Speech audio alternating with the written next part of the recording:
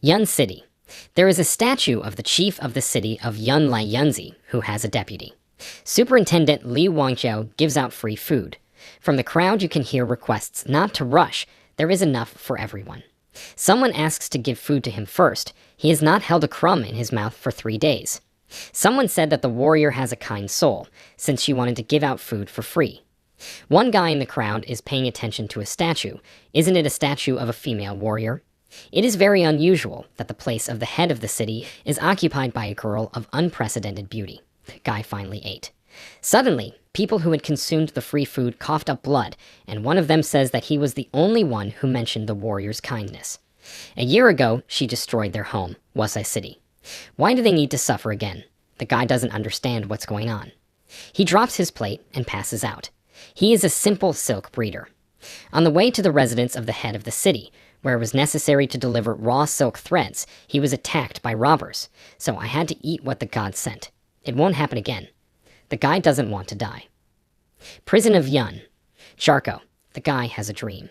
It can't be that beautiful and strong warrior, can it? The guy asks the gods, at least before he dies, not to treat him badly. He asks you to finish watching a wonderful dream. He dreams of a girl and an erupting volcano. The guy wakes up and goes into shock. So that's it. Why is he in jail? And where did the naked warrior come from? It turns out that he didn't die. What happened wasn't a dream. Are they really with her? The guy grabs his head, but draws attention to a small glowing creature on his arm. The guy says that the baby woke up. That's nice. The girl next to me stands up and makes a dissatisfied tisk. The guy turns to her. Woke up. He was robbed, and then he ate something poisoned. So, the girl interrupts him and says, what does it matter? Ascertain she has already done what she wanted. The couple turns their attention to the grate leading to the street. This is the deputy. The bosses, Li Wangqiao. She laughs and says that her sister looks great. The beggar must have served her well. It's hard to imagine how many hearts the news of her beau will break. The main thing is not to worry about the girl from the dungeon. The girl outside the window will personally make sure that everyone knows about what happened. The couple will become an unforgettable topic for discussion at their leisure. Li Wangqiao bursts out laughing and leaves. The guy asks, now his cellmate will no longer be recognized. She covers herself, asks him not to stare, and punches him in the eye. The guy complains because she also looked at him, but he did not go to fight. The girl says that if life is not pleasant to him, she can stop it. Okay, he's not looking. We need to figure out a way to get out of here. A firefly suddenly chews out the grate. The guy notices how skillful his baby is, and together with the firefly proudly poses. The girl looks back and repeats the word baby in the affirmative. The guy whimpers. Why did she have that look? The girl asks for help to get up. She, a powerful warrior, needed his help. She says the poison has weakened her body. No, the guy doesn't want to get punched in the face again for watching. The girl is outraged by the refusal and starts comically beating the guy. He asks not to beat, he will help. The girl stands on the guy's shoulders and climbs to the window. The guy whimpers. The girl says, my body is weak, but I have more than enough strength. But it was worth it. The girl jumps out of the window and kicks the guy in the nose. She asks where he is. It's time to get out. The guy complains that the more beautiful women are, the less you can trust them. The girl throws a bag over the guy's head. She will help, but asks him to get dressed first. The guy fulfills the request and climbs through the window. The girl complains about why he is so heavy, and he asks to strain his muscles. They were finally out. Apparently, the poison is still working. She has no more strength than an ordinary girl. The girl asks to continue walking, but not a sound. She pushes the boulder aside, opening a passage to freedom. The guy sneaks up. He asks her if she is sure that the tunnel leads out of the city. She says the guy doesn't have to go. It's up to him. They climb through the tunnel. The guy complains, how much longer? He was tired. The girl is surprised. Tired. He's not strong enough. The guy excuses himself that he has anemia. The city is on fire. People run away in a panic. The dragon sits on the roof and spews fiery stones. People are asking for help. The dragon looks scary. It's Tinder. The old man, apparently one of the city authorities, is horrified by what is happening. Lavs, the dragon master, asks him how he likes the view. He says there's no reason for them to fight, so why is he? Lavs interrupts him. He said he was looking for this girl. He shows the portrait of the warrior and asks if the old man knows where she is. Lavs has generously given time, but its patience does not last forever. The existence of this city no longer makes any sense. Li Wangqiao, who previously visited the heroes in prison, appeals to Mr. Laos. She calls the warrior a lowly and dirty woman who spent the whole night with a beggar. Why doesn't Laos want to erase it from its memory? Li Wangqiao, on the other hand, is chaste and elegant and has a bit of involvement in the city's governance. If Laos doesn't dislike her, they could be married today. Laos grabs her by the throat and says, "What nonsense is this? How dare she do something like that to a warrior?" The warrior is pure as pearls, and Li Wangqiao can only be compared to stinking mud. They, commoners, are born to rot in the ground. They have no place in this world. Tinder destroys the building that houses Laos and Wangqiao, but they are not fazed. Wangqiao bursts out laughing. Laos asks what's so funny. It was clear to her that before becoming a master, Laos was nothing in the eyes of a warrior. All his efforts to change that hadn't melted the ice in her heart. In the end, completely transformed, he came here with a dragon, hoping that the warrior would look at Laos differently. But Wangqiao slandered her, the goddess of Laos, of whom he dreams day and night, and told everyone how the warrior made out naked with a beggar who enjoyed her to his heart's content. Laos angrily tells Wangqiao to close her mouth and die, and beheads her. Even so, Lai Yunzi, the warrior, would be his. Laos and Tinder continue to destroy the city and kill people. A beggar and a warrior woman get out of the tunnel and look at the burning city. Lai Yunzi asks, was it the Dragon Master? The beggar says that the city of Yun is completely destroyed since they escaped. What's the plan now? Enemies will give chase when they discover that the warrior is missing. Why shouldn't she take refuge with a beggar until she recovers her strength? Yunzi agrees. A sericulturist's modest dwelling. Finally getting some sleep for the first time in 3 days. The warrior lay down on the bed, and the beggar lay down on 2 chairs. The guy thinks that her position in society is finished, as well as her chastity, and the city of Yun is not left a stone unturned. He was nothing more than a treacherous beggar in her eyes. The guy wakes up from a wonderful aroma. He's in shock. His silkworms. They're so cute, how can you eat them? Lai Yunzi is hungry, but she didn't find anything else to eat. The guy asks her not to eat them, but rather let him buy her a flatbread with meat. He walks down the street and thinks, who could have imagined that an angel girl would relentlessly eat silkworms? He hears the old man behind the counter telling the kids around him that dragons are the most revered animals. In their world, all living organisms have an amazing ability to turn into dragons with some probability. There is a legend that each animal has a dragon gate, after passing through which they have a chance to transform. People who are busy looking for patterns of such reincarnation to help creatures pass through the gate are called dragon masters. One of the kids says that he wants to become a dragon master when he grows up. The old man says that as a master, it is very important to follow the path of light and not cause suffering to the innocent. The kid asks Grandpa, is it difficult to determine who will be able to reincarnate? He replies that in recent months there has been a rumor that dragon cubs like to eat silkworms. If children meet such a creature, then let them immediately catch them. It is very likely that it will become a dragon. One of the children says that they have a lot of silkworms at home. The price of their meat has increased. You can start breeding and earn extra money. The beggar thinks it's a nightmare. Poor silkworms. The guy returns home and calls the warrior to eat. He does not find her at home, asks where she went, and only a note lies on the table. It says that the guy should pretend that he and the warrior have never met. She will do the same. She asks you not to look for her. The guide is saying to himself that Yunzi just left like that. Now he would be her disgrace forever. Okay, he turns to his pet silkworm, Bilyushka. Does he think they will return to the days when they were worried about the future? Although everyday life is not bad, no pressure, anxiety, and responsibility for anyone does not need to be borne. The guy does not pay much attention to the returned Lai Yunzi and asks her to pass. He brought food. Immediately, he realizes the reality and asks, so she didn't leave. Why did you come back? Yes, and crept up without making a sound. Wants the guy to die of fright. The warrior says they're in trouble. She asks him to pretend that he is her servant.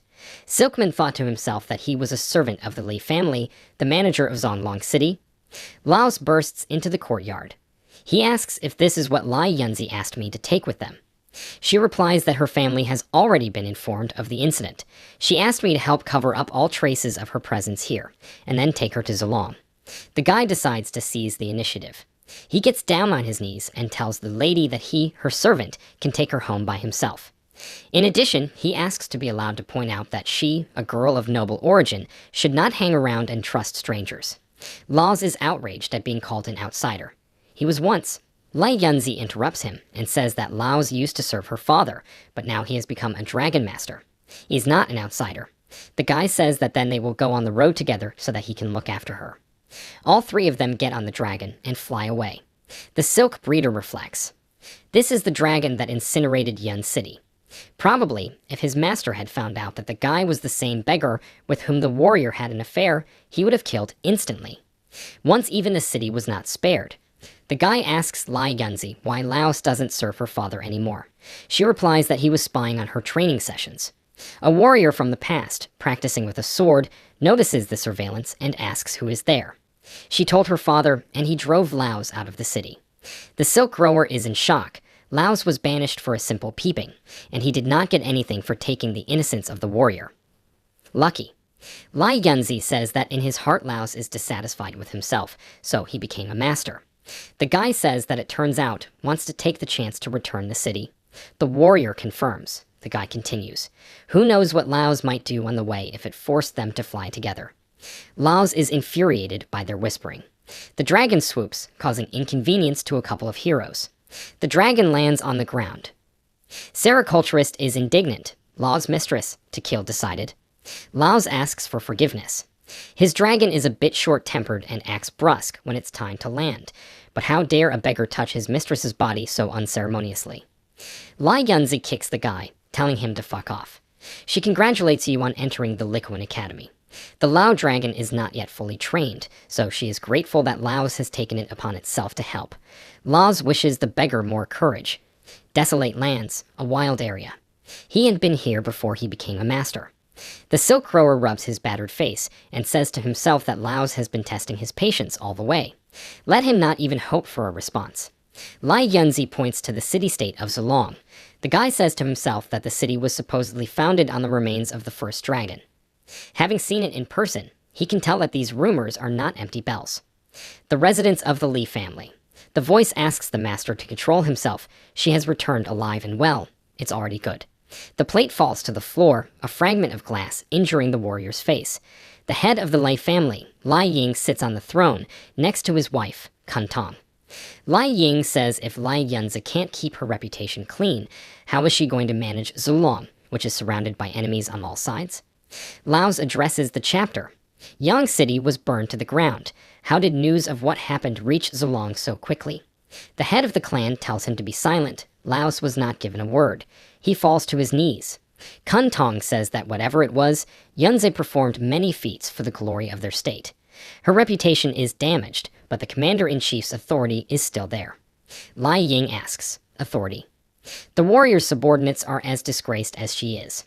Her fame will fade into oblivion. Her subordinates will be dispersed to military camps to guard the Western Front, and Zolong's younger sister Nan Langsha will be the heir.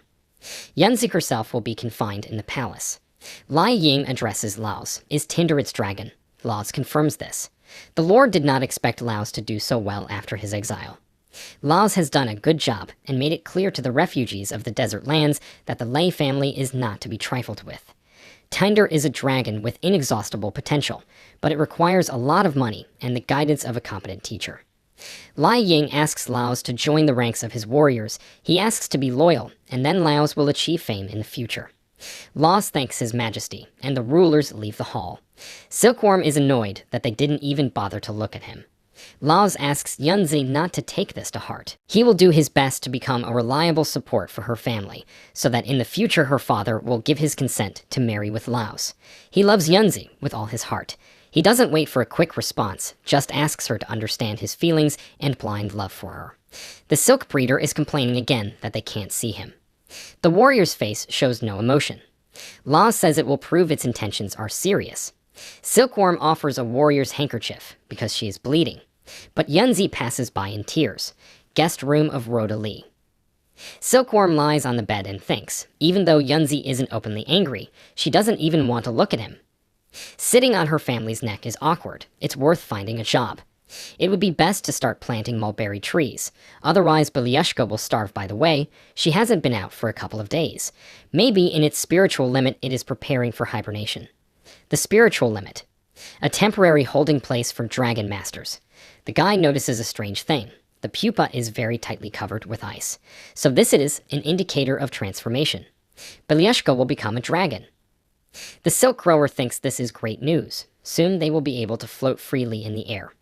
It's a pity he's not a dragon master and can't help Belyushka with the transformation right now. But he asks her not to worry. The silkworm will solve the mystery of transformation and restore Yunzi to her former glory by becoming a master, so as not to remain a disgrace to her for life. It is absolutely necessary to find a safe place where Belyushka can transform, but he is completely unknown to the area of Zulong. Someone knocks on the door and asks if the master is asleep. He says he's on his way. This is the lady's maid, Shuangni. The lady instructed me to give the silk breeder a letter of recommendation for the Dragon Training Academy. He thanks Chuani. The guy thinks to himself. She wants to pass him off as a master so that Laos doesn't start making inquiries. The academy is a great cover. It is decided that he will go there. Chuani asks you to be careful what you tell others. She asks you to behave like an adult and think carefully about everything in advance.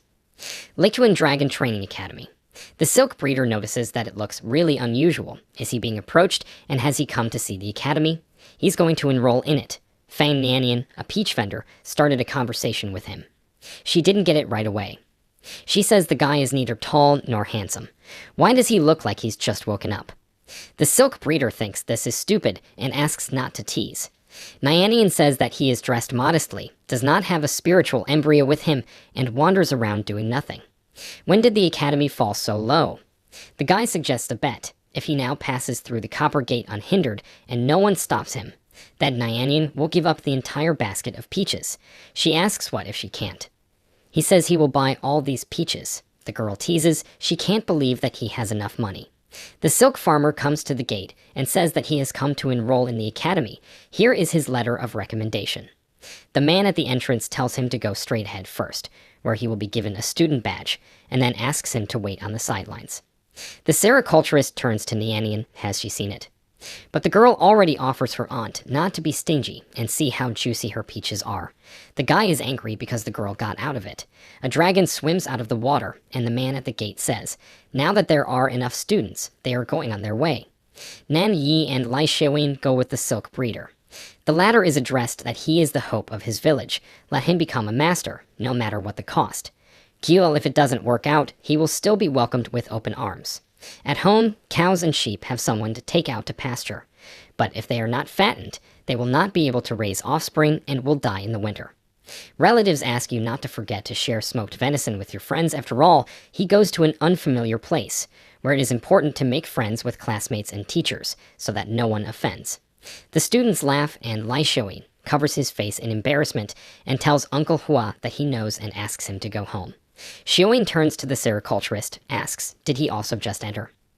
He introduces himself and asks for the hero's name. His name is Zhu Minglin. Shioing asks for the name of the other disciple, but he doesn't answer. The teacher announces that it is time to go, the road of duty. It is better to leave in advance.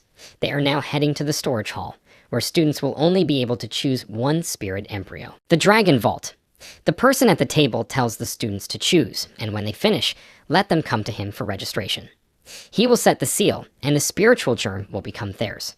Strange-looking birds chirp, a lamb bleats. Lai Showing flatteringly says how many of them there are. Which one should I choose? Nan Yi asks you to take your choice seriously. There are more than 1,000 of them, and it is far from a fact that at least one will become a dragon. The disciples were only brought here to give them the hope that they could become masters. He asks you to take anyone, and don't mess around. It is better to spend time practicing taming it. Xu Minglang, a silkworm breeder, notices how the crocodile passes by the puppies, fighting for meat, and grabs the silkworm. The pups beat the lizard, and Minlin notices that even here there are bullies. The guy takes the crocodile and asks if it will go with him.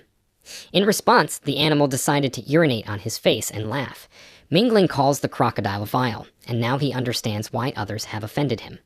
The boy remembers the old man saying that in recent months there has been a rumor that baby dragons like to eat silkworms, and that if you meet such a creature, you should immediately catch it. It is very likely that it will become a dragon. Minlin notices that the crocodile has a seal on its head that looks like a dragon's horn. Now they will agree. The guy offers the beast silkworms, stating that he breeds them. He's not sure if he can tell if the beast will become a dragon, but it will at least feed him enough. The silk worker asks again if the lizard will follow him. The animal is active. Minlin touches a drop of the animal's blood, forming a spiritual bond and giving it the name Chernocus. Hostile. Su Minglin sticks the shovel into the ground and asks Blacknail how he feels. What kind of hole did the guy dig? A pond has appeared in the dorm yard, and the guy tells the animals to frolic in it while he goes to take a bath. Minlin sinks into the tub and notices how healthy he feels. Day 2. Su Minglin wakes up to the sound of a blackie jumping on his face. The guy greets the animal. He tells him that the love of training should be encouraged with delicious silkworms. Today, they will go to one good place for training. A silk farmer walks down the street and hears gossip from the crowd. Someone says that the rest of her just did not see. She is as charming as an angel. Why would she do that? Someone has heard that he is a beggar, and someone was told that he was a young tramp. Another says they don't know a damn thing. Desolate Lands is a criminal place. Anyone would be annoyed if she refused him. Another member of the crowd asks him to be quiet and not speak ill of his goddess. Su Minglang says to himself that the further the rumors spread, the more inappropriate they are. Waterfall. Minlin says that grouper fish is simply delicious, and it is strange that the crocodile did not like it. The guy sees how quickly and deftly Chernocus moves in the water and says that it is very good. But then he says that he overpraised him and asks him to come back. But the lizard is unable to cope with the current, and Minlin rushes to help. He grabs a branch, tosses Blacknail onto the bank, and tells him to be careful next time. The animal is squeaking. The branch breaks off, thus causing the guy to be surprised. Blacknail rushes back into the river, despite Zhu Minglang's orders not to swim to him, but to return to the shore. The beast's eyes sparkle with increasing power. Its horn enlarges, and the black taste gets bigger. Silkworm falls from the waterfall, but quickly lands on the horn of a water dragon, whose head is peeking out of the water. This is the dragon Duan Lan, she asks the guy. His parents gave him life, and he decided to commit suicide. Minlin replies that it fell by accident. The dragon takes him down to the fallow deer. Chernocus jumps from the waterfall, but did not think about landing. Fortunately, he is caught by a water dragon. Minlin notices that his pet has developed, and he rushes to the guy's arms and happily licks him. The guy asks, even though Chernocus is stronger, not to jump like this anymore, otherwise he will break into a cake. Duan Lan asks if this is his spiritual embryo. She says to feed him well, he should be on his way to the Dragon Gate by now. The girl says that this is all, and asks you to go and not interfere with her training. Su Minglin and Chernocus thank the rescuers for their help. The guy tells the beast that if Chernocus meets those bullies, he will blow them to smithereens. The lizard turns its gaze to the water dragon. Sericulturist says, that's right, this is not the purpose of Chernocus. One day he will be like that dragon. Courtyard of the Academy's dorm. Lai Xiaoyin leans over the fallen bull and says that he admits defeat. A wolf is lurking nearby, and its owner says that next time Xiaoyin cleans up, let him not talk incessantly. Minlin tells Blacknail that there's nothing to see. Fighting spiritual embryos is a complete waste of time. The guy asks the animal if it's hungry. He offers him to eat the grouper for now, and he will soon bring the crocodile a whole basket of silkworms. That's when he'll eat his fill. Chernocus is clearly not enthusiastic, and the squeak seems to say that this crook did not warn about this. Day 3. Minlin is walking down the street with a basket of silkworms, and thinks that now you can take food from the storage room in exchange for work. But when Chernocus grows up, this will not be enough. We need to find a way to earn money for food, and after all, there is also a squirrel. She likes to drink nectar. We'll have to have it ready by the time she wakes up. Just then, Lai Xiaoyin yells at Zhu Minglin to stop. Xiaoyin asks, what is this? Minlin stinks like a dunghill. Did he clean up dragon droppings? Xiaoyin wonders to himself what Minglin's background is, since such matters are handled by slaves. He changes his face and tells Minlin to clean up the rooms of his classmates as well. Minlin doesn't understand why he should be doing this, so let them clean it up themselves. Xiaoyin throws the broom on the floor and shouts about how Minglin didn't come to the spirit embryo fight yesterday, which is equivalent to losing. Cleaning should be done by the weakest. Minglin says that Xiaoyin himself agreed to such participation rules. If you like to play, you can also pay, so he tells him not to complain. And Minglin refused to participate, so he's not going to be running errands for them. He asks that his room not be cleaned. Minglin asks if Xiaoyin understood everything. Xiaoyin is shocked by this behavior. As Minglin leaves, Xiaoyin thinks about how arrogant he is. He wished he could see Minglin repeat that to the wolf masters. Minlin returns and asks Blacknail to see what he's back with. Chernokis, meanwhile, is frantically chewing on the fish. At the sight of silkworms, the animal's eyes light up. It immediately spits out the fish and starts eating silkworms. Minlin asks you not to rush like this. Blacknail ate the entire basket of silkworms and lay down on the ground. Minlin thinks about how the lizard is getting bigger. Those caterpillars. What is given out in the dragon vault will soon cease to be enough. How else can I earn extra money? Exactly. Minlin remembers that there was a booth at the exit of the vault where reward tasks were placed. I should try it. Bulletin board for Dragon Masters. Minlin examines the board. Almost to war, storming the city walls, there must be something easier. The academy is huge. Tanshin County, desolate land, was besieged by villains planning to sacrifice commoners to practice with the souls of the dead. Duration, 3 months. Reward, a quarter of the amount from the city tax. Minlin is amazed at the amount of the reward. He's sorry that Belushka hasn't grown up yet. She could have tried. But with such a task, Chernokis will cope, and they will earn some money. Mopping up the mottled loofah. There are a lot of fish in Lichuan Lake. At night, they happen and make a lot of noise. The whole shore is covered with hard masonry, which spoils the view of the lake and the academy. Fish also attacked fishermen. Duration, half a month. Reward, golden kernel. Minlin decides to take this assignment. Lichuan Lake. Blacknail goes down into the water and squeals. Minlin stands on the bridge and thinks. So that's it. The Lufari gather in a shoal, and the wobble of their antenna warns them of danger.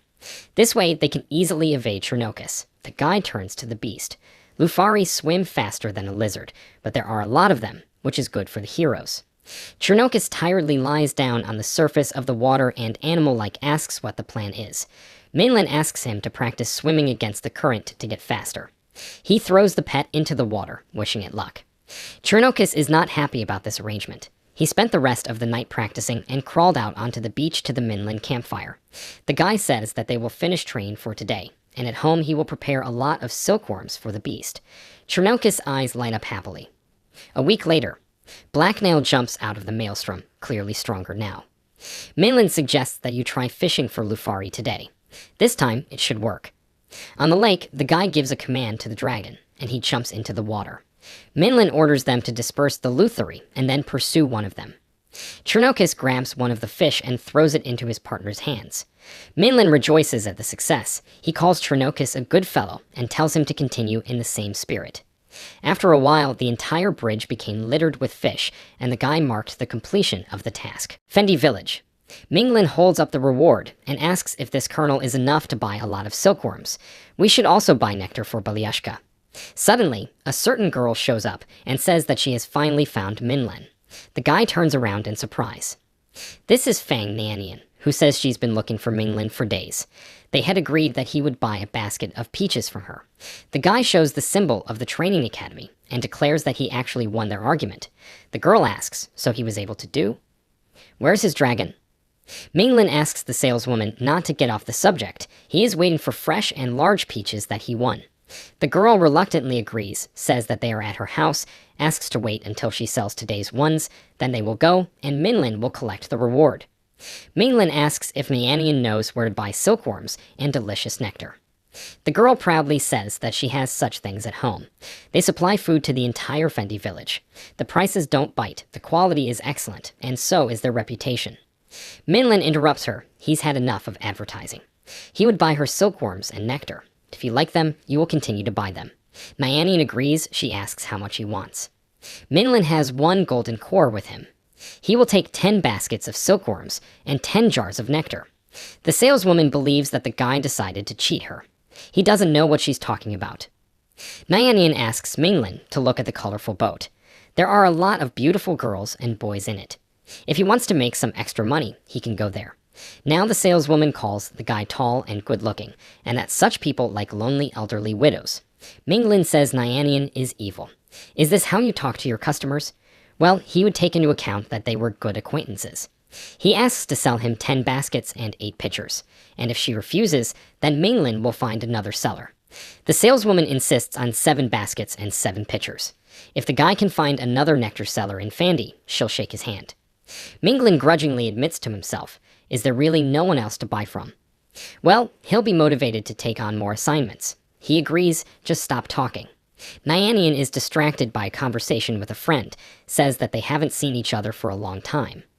A friend is especially beautiful today, and the Nyanian sisters are her fans.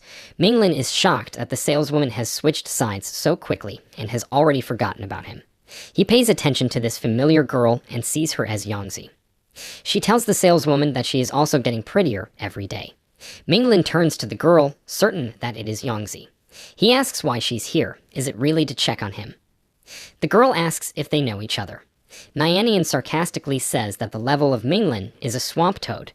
She calls the girl by the name of Nan Langsha, asks not to pay attention to the guy, and offers a peach. The girl thanks the saleswoman and says that she still has things to do at the academy, and they will talk another time. Minglin asks Nyanian for the girl's name, and she repeats that her name is Nan Langsha. The saleswoman doubts whether Minglin is definitely studying at the academy. How could anyone not recognize the first beauty of the academy? The guy says that he is more engaged in self-education and does not really know how things are at the academy. So Lensha is also from Lichuan. Nyanian says don't even look too closely. Minglin won't see her like his ears. Lensha is the daughter of the Nan family. Minglin admits that he was mistaken. The Li family courtyard. Kun Tun tells Las that she knows what he's thinking. In the near future, she will try to tell her husband that it is time to marry Yunzi off. This will serve as a great opportunity for Laos. Laos thanks the lady. She continues. The spouse asked to pass the decree. Laos will need to go to the desert lands. The rebels rebelled and occupied their Zaria fortress. The troops are already on their way, and Laos will join them tomorrow to teach the rebels a lesson. His previous achievements were unremarkable, but if he completed this task, the fame of Laos would spread throughout the city. He takes the decree and says he won't disappoint. Kun Tun asks if Laos is familiar with the young man who came with them. Laos clarifies, we are talking about Xu Minglin. Yunzi said he was a servant in the Lai household. Had she lied? Tun says there is no servant with that name in their house. Okay, first Laos has to deal with Zaria Fortress, and Tun will check out who Minlin is. Suddenly, Yunzi was tricked, and this person is actually a highwayman. Laos obeys. Inwardly, he thinks, really, who is this Minglin? Why did Yunzi lie? Zhu Minglin sneezes. He asks, does anyone remember him? He turns his gaze to the spiritual limit. Belyushka has finally appeared. Minglin admires her appearance. She is now so snow-white. The white dragon appears in Minlin's room and rushes to the master. Minlin suggests eating some nectar. He says that if Belyushka eats a lot, he will grow big. Blacknail's mouth dropped open. The owner introduces him to Belyushka. She would be his companion now. The lizard greets Belyushka like an animal, calling her a beauty, but she shackles him in ice. Minlin asks if Blacknail is okay, and Blacknail says he's not a bully. The guy laughs, and the lizard complains that he was almost killed. Minlin sees students passing through the window and remembers that today is the last class of the month. Classroom of the academy. Students lead the discussion. One of them asks if they have heard that the Dragon Tinder has come to Zaria Fortress. Now those hooligans won't be able to go any further. In Zolong, everyone is talking about a Tinder master. His name is Laos, and he was recently hired by the Lei family. They say he's a formidable warrior. Any real man wouldn't mind going out to fight to succeed. The owner of the wolves says that when his pet becomes a dragon, he will take over the city and invite everyone to visit him. Then the head of the city will not be able to treat him badly. Lai Shoin says that Nan Yi has a dragon now, and is already able to cast low-level magic, but their embryos still won't find their dragon gate. All the students stared at Nan Yi in awe, saying, how awesome that he has a dragon. The owner of the wolf says that his beast is also about to turn, and he would eat the dragon Nan Yi for a bite. It replies that the wolf's owner has never understood the difference between a dragon and a wild beast. Even though his dragon is small, it will tear the dog to shreds. The owner of the wolf says that he does not like to talk with his tongue. In their dorm, he had already defeated everyone but Zhu Minglang. He suggests a competition between Minlin and Yi Silkworm, privately notes that he knew that the owner of the wolf is an ignoramus, always trying to surpass others, but this is too much. Using Minlin to test Nan Yi's strength, killing 2 birds with 1 stone. Yi says he forgot, is Minlin, the same student who goes to clean up dragon dung every day after entering. He calls Belyushka a chicken, supposedly he doesn't even need a dragon to defeat her. Other students are fascinated by the beauty of Belyushka. Nan Yi chuckles and says that some dragons only have bright colors, but not an ounce of abilities. Belushka takes off, sits on a rock in the room, and lets out a cry. Nan Yi sees this as a provocation, calls the dragon a chicken again, and says that Belushka will regret it. The students say that Nan Yi has just entered the academy and is already fighting like a master. They are surprised that he has a spiritual limit. Yi summons her dragon to her room. The students are shocked by what they saw. The wolf master thinks to himself that it's a good thing that he thought of setting it against Zhu Mingling. Otherwise his dragon would have torn the wolf in half. Nan Yi asks if Minglin now sees the difference between a real dragon and a chicken. Yi chuckles to himself. There's no need to worry. He'll be cold and arrogant. The girls say how handsome Nan Yi is. They like guys like him. They wish him good luck in victory. They call Dragon Yi very cool. Nan Yi orders his green dragon to kill Whitey. The green dragon spews a beam towards the white dragon, but it dodges. Belyushka accelerates and crashes into the enemy with all her might. The green dragon is defeated. The white dragon poses triumphantly. All the students are shocked. Nan Yi exclaims, "Damn it." Minlin calls Belushka to him, and she obeys and sits on his shoulder. People rejoice, call Belyushka a real dragon. The wolf master laughs and says that he knew that even though Zhu Minglin doesn't stand out, he is strong. Today has taught them a lot. Lai Shuin agrees and says that he noticed at the time of admission that Zhu Minglin was unusual. He was different from the others. The girls call Minlin very strong. In the future, he will surely become an amazing dragon master. One of them admires the dragon's bravery and beauty, while the other asks if Minlin has a girlfriend. Which ones does he like? The guy blushes. He rubs his nose and laughs to himself. Even as a baby, she's strong. The sericulturist tells Glory to wait for him. He turns to Nan Yi and asks if he saw Belushka take down the green dragon. Minlin advises feeding it more often, and it will be useful. A visibly displeased Yi orders his beast to return, but it refuses. The dragon is entangled in thorny stalks. The students are gaping. Nan Yi asks. Green's level has increased. The enhanced dragon looks at Minlin and lets out a terrible roar. The guy's soul sinks into his heels. The girls scream and call it a nightmare. Mingling says to Nan Yi, just like the silkworm said, the green dragon has a lot of potential. The first time Minlin won, now Yi will win. They are on equal terms. Yi calls it nonsense because they didn't finish the first fight. A beggar's hen isn't a dragon, even if it doesn't expect to defeat a real dragon, and certainly doesn't dare compare them. Minlin agrees and was about to suggest something, but Belyushka rushes at the green dragon. Minlin asks, does she want to fight on her own? Green attacks with vines, but Belushka puts them in ice and dodges the blows. The green bruiser swings its venomous paw and hits the opponent, while Minlin calls out to his pet. The students run away. Poison sprays all over the audience and leaves burning traces. Shoin is shocked. The wolf's master escapes. Someone tells you to run away. The green dragon has gone mad. Its venom can eat away at a person's skin. It turned out that Belyushka chained herself in an ice cocoon. She strikes back. Minlin orders us to get out of there and not fight the green one there. The guy believes that you cannot let the enemy touch Belyushka. It is necessary to forcibly return it to the spiritual limit. Nan Yi grins evilly and asks if Minglin is scared. But it's getting late. He asks if the beggar wants to forcibly recall his dragon. Yi advises against it. His dragon would strike directly at the seal, and it wouldn't stand. But Belyushka is filled with strength and strikes the green dragon's eye with the tip of her tail. A rumble. Students are horrified. What kind of monsters are these? The fighters have just entered, and they are already fighting like masters. Belyushka returns to the owner in one piece. The green dragon is defeated. Nan Yi is furious. How so? Green was close to becoming a real dragon.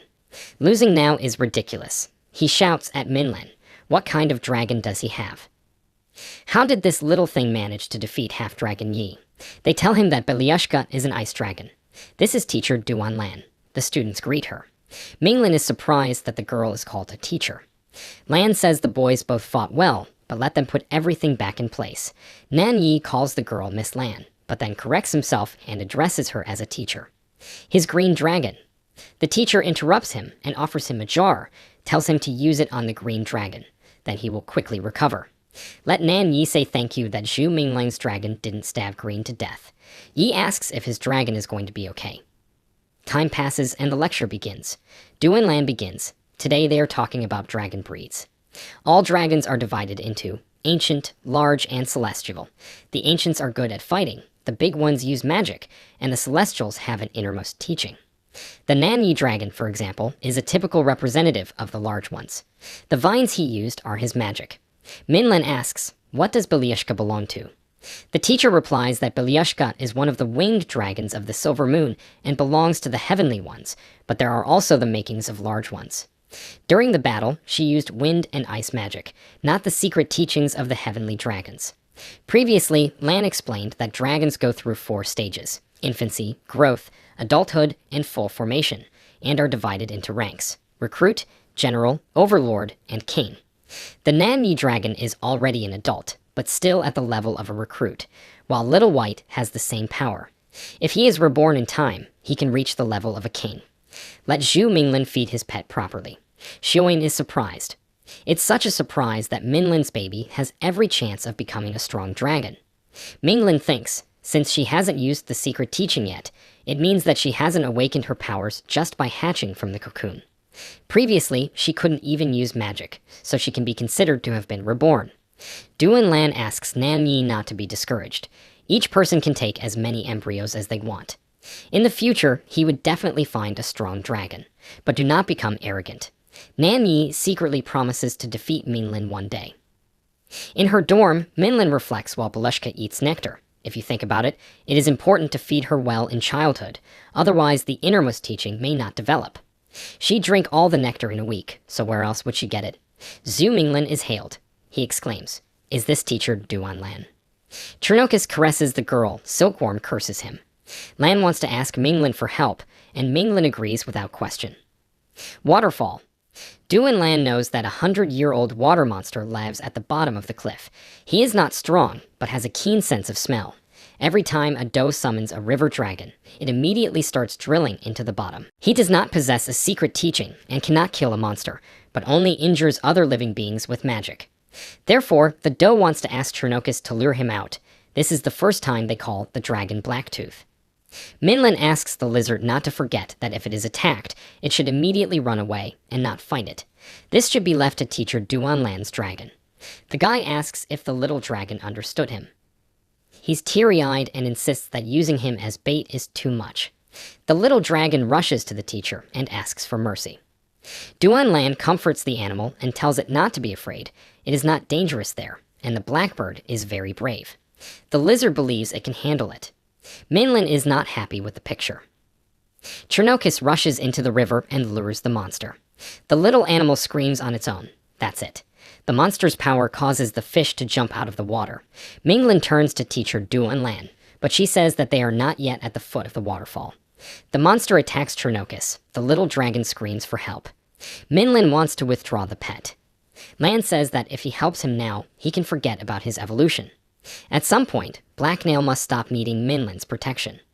Life is full of difficulties. You should not stop him from coping with them himself. Minglin accepts the teacher's words, noticing that the commotion has overshadowed his mind. When baby eagles can't take off, they risk becoming food for predators. The monster pounces on Chernocus, who continues to beg for salvation.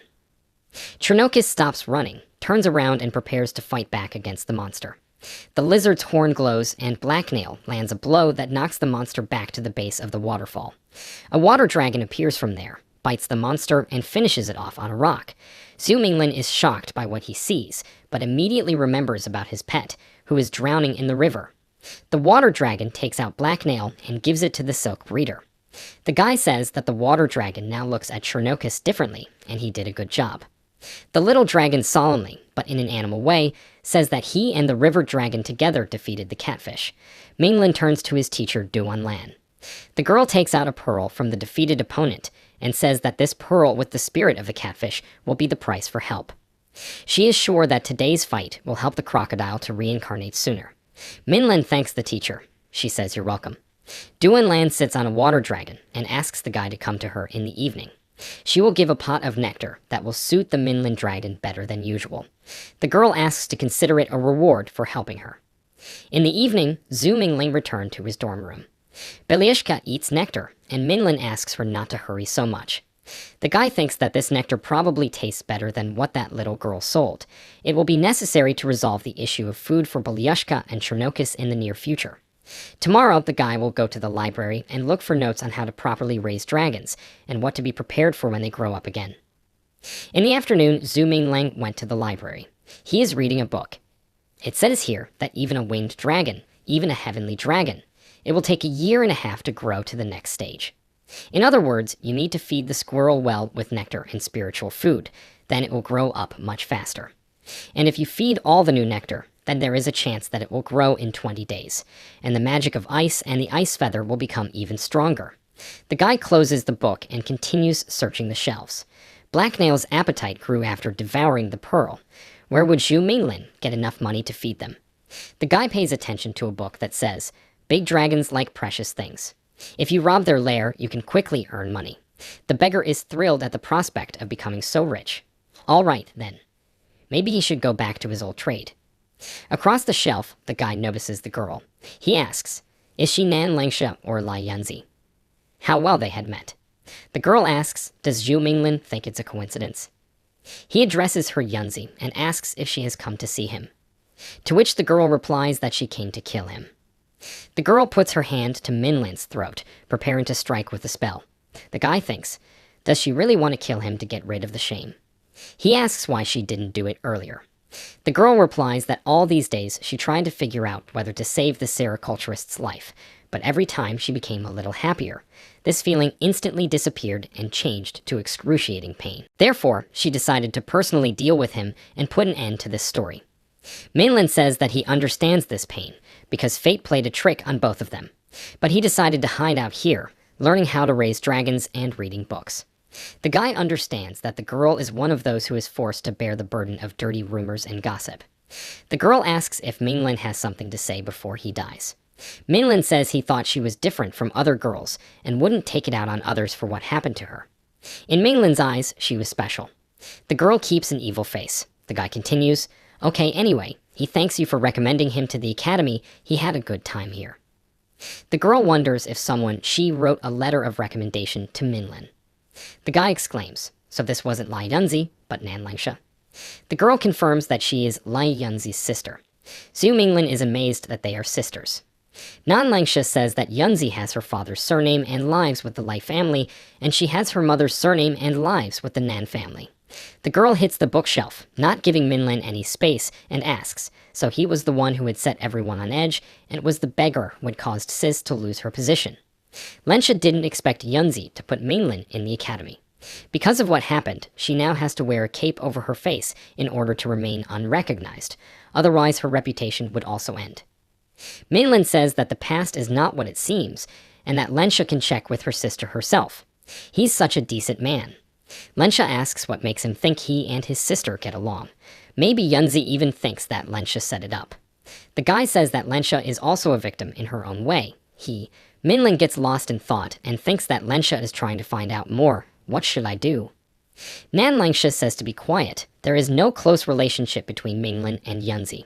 She examines the guy. He doesn't look like he's behaving at all. Not even dirty, and not covered from head to toe with boils. Shalkavad proudly asks if he is cute. Lensha calls him a brat. She grabs Minglang by the collar and asks, so what really happened between him and Yunzi? Let him tell the truth, or he'll be finished. Minlin agrees. He throws himself at Lensha's feet and tearfully says that it was like this. He lived in a village of silk farmers in the south. He had silkworms and land, a comfortable life and time for leisure, but who knew that robbers would come to the desert lands? Minlin was robbed, so he went to beg on the street, and there they were giving out free food, but it was poisoned. Nan Langsha kicks the guy, calling him a damned tramp, and tells him to stop talking to her, but he claims it's true. The girl knows why Lai Yunzi spared his life. He asks why. Because he's a pathetic and disgusting tramp. If he dies worthless, then the one who defiled his sister will remain a beggar forever. But if he can become even a mediocre dragon master, it will be better. Lensha asks her sister rhetorically, did she send Zhu Minglin to the academy, betting on his future? The girl puts a handkerchief on her face and tells the guy to deal with everything himself. Passing students talk. Laos is too strong to be defeated. Why had they never heard of him? He was the one who subdued the counters in the desolate lands. The fastest way to earn reputation is in wartime. His name is already on everyone's lips, and the people of the desolate lands found out about him much earlier, when he staged a massacre in Yangcheng. The student asks if they have heard about this incident. Who hasn't? Another disciple here heard a version. They say that the lady used to have a dissolute character, and before rising up during the battles in the city of Yulingxiao, she received men in her tent. Zhu Minglin drooped. Belushka peeks out from under his clothes. She tells the guy like an animal, so that he does not forget that one day he will become very strong himself. He agrees no matter what others think. He will definitely become a strong dragon master, he exclaims. This is his goal. Belushka repeats, master of dragons. A passing student tells his friends not to pay attention. Minlin is crazy. Another says that choosing a dragon is like roulette, so many people have already gone around the world. He hopes the kid didn't swing too high. Dormyard. Zhu Minglin says, to feed the dragons, you need to get rid of poverty. His family was doing pretty well with the craft. Belyashka agrees, saying that it is impressive. Chernokis asks if this is true. It's a pity for Minglin that he didn't have any special ambitions before, and he didn't reach any special heights in his work. But he asks the animals not to worry. Together they will become stronger. Tomorrow he would go to the craft district and look for a job. It turns out there will be money for a lot of food. A day later, a half-dead Zhu Minglang walks out of the blacksmith shop and feels as if he has plowed away for many years. My strength is at 0, and my arms and legs are failing. He's had enough of this job. What did Fan Nanian say about the boat? Zhu Minglin looks at the armor and says that it is so easy to make military armor now. If he can sell it to the soldiers or nobles, then he will be able to fully cover his immediate expenses. He believes that with his current skills, he will soon be able to make dragon armor as well. By the way, there will be travel lessons during these few days, so Minlin should prepare well first. He opens the door to the dorm yard and sees a grown-up lackey. The guy says that 200-year-old magic pearl is really very effective. It's only been half a year, and Chernokis has already grown so much. It seems that soon it will have to be called Big Blacktooth. If this name takes root in translation, I will start calling it that. Minglin has to go to class. He thinks that he will have to leave for a long time. He can only ask Blacknail to take care of himself. The kid was offended. The guy gives him a child's collar and asks him to wear it on his tail so that other people don't kill him, mistaking him for a wild black crocodile. The guy asks Chernokis to come to the other side of the bridge every morning. There will be a girl who will feed the crocodile with caterpillars. Chernokis agrees. Li's palace. The head of the Lai Ying clan is announcing 2 weddings today. He asks if you've heard him. He said he was announcing weddings. Being a girl, only by going after a man can you get out of this cage. The girl sitting next to Lai Yunzi chuckles. Another girl, Mu Ting, says that she likes to do her duty well. She is a good girl, unmarried, pure, and noble. Having lived to a suitable age, the question of further marriage is decided by the older generation. It is believed that this will make a certain contribution to the development of the clan. Yunzi doesn't say anything. Lai Ying continues. Last year, Lai Kangxi accompanied the lady to the palace for the annual feast, and there the young sovereign Du Cheng fell in love with Kangxi at first sight. Next month, they will all go to the palace together to promote this marriage. Lai Kangxi says that she agrees to listen to the elder's orders, but she still demands to meet him in person to understand what kind of person he is. If he has a terrible temper and doesn't respect his elders, then Kangxi will still ask the sovereign and lady to change their decision. One of the girls says that this Du Cheng saw their sister from afar and immediately fell in love. Their little sister really deserves to be considered the first beauty of China. Mu King says that Du Cheng is a decent person. His good reputation has spread far enough. She heard that Miss Lin from Lingshou State was rejected when she wanted to meet him. Mrs. Kung Tun is announcing another wedding. They decided to pass Lai Yunzi off as a member of the Lin family. Laos is at a loss. How can this be? Everyone knows that he's the one who's in love with Yunzi, so what if he tries to interrupt the elders, but Lai Ying tells Laos to sit down? A certain warrior asks the lady, is this their hidden attack on the Lingshou state that they were discussing just now? Kun Tun confirms this. The warrior continues, but as a lady, Lai Yunzi has already repeatedly smashed up the Lingshou army. The people and army of the Lingshou state hate Lai Yunzi. How did they agree to the marriage between their states? Kun Tong says that, of course, the Lingshou state didn't agree to an ordinary marriage, but Lai Yunzi should marry the Lingshou representative as a concubine. The warrior calls it delirium, not marriage. The girls in the audience are outraged. They call it ridiculous. This is the reputation of their state. Even if Lai Yunzi loses her life in a foreign land, she will still remain their mistress. Li In tells them to stop it. The morale of the soldiers in the West has fallen greatly because of Lai Yunzi. It is difficult for them to resist the advances of the Lingxiu state. The wedding is their only opportunity to make peace. When the Wuchu riots were quelled, they would definitely repay Lingxiu twice as much. It's settled. Anyone who dares to object will be beheaded immediately. He orders them to disperse and leaves the hall with Kun Tun. Laos silently swears profusely and insists that Lai Yunzi is only his. City streets. The girls talk. It would be better if Lai Yunzi married the first person she met. In any case, she is the concubine of the city chief, will serve it well, and will probably live even better than them. In this respect, of course, she was lucky. In the end, she would be able to shut up all the low-born beggars. The warrior complains about the girl's noise. He turns to Yunzi. She says she's fine.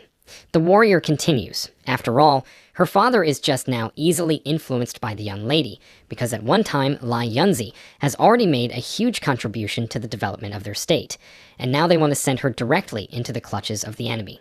He advises her to run away and offers to help her escape. He asks her to find a really good person and live a long and happy life with him. Yunzi calls the warrior Uncle Cheng and says that he doesn't want her run away at all. Cheng asks, she won't run away. Is she willing to disgrace herself? The Lai family doesn't deserve Yunzi to give up her life to them for some pathetic peace negotiation. As for the borders, Cheng would rather sacrifice his life, but he wouldn't allow animals like the people of Lingxiu state to enter even half a step into their territory. Yunzi asks his uncle if he understands why they can't put down the Yutu riot.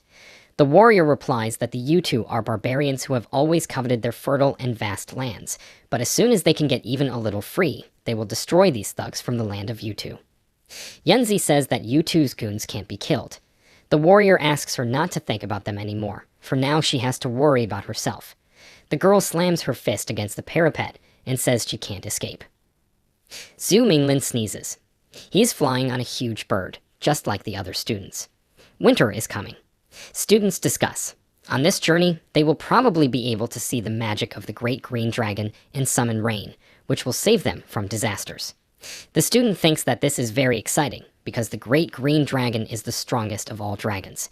They tell him that even the magic of the green dragon will not be able to save them from disasters.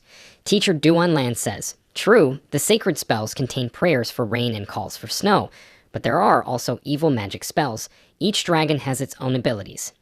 Even if the dragons are of the same blood, but in the process of growing up and acquiring cultivation, each of them can develop completely different abilities. Xu Mingling thinks that the warlock likes to fight in close combat. His ancestor must be one of the ancient dragons. If you put armor on him, he will definitely be indestructible. Beidyusha is related to the green dragon and the giant dragon. They are already familiar with the green dragon's magical abilities, but it remains to be seen what secret spells Belyeshko will use to evolve further. Xianggu City.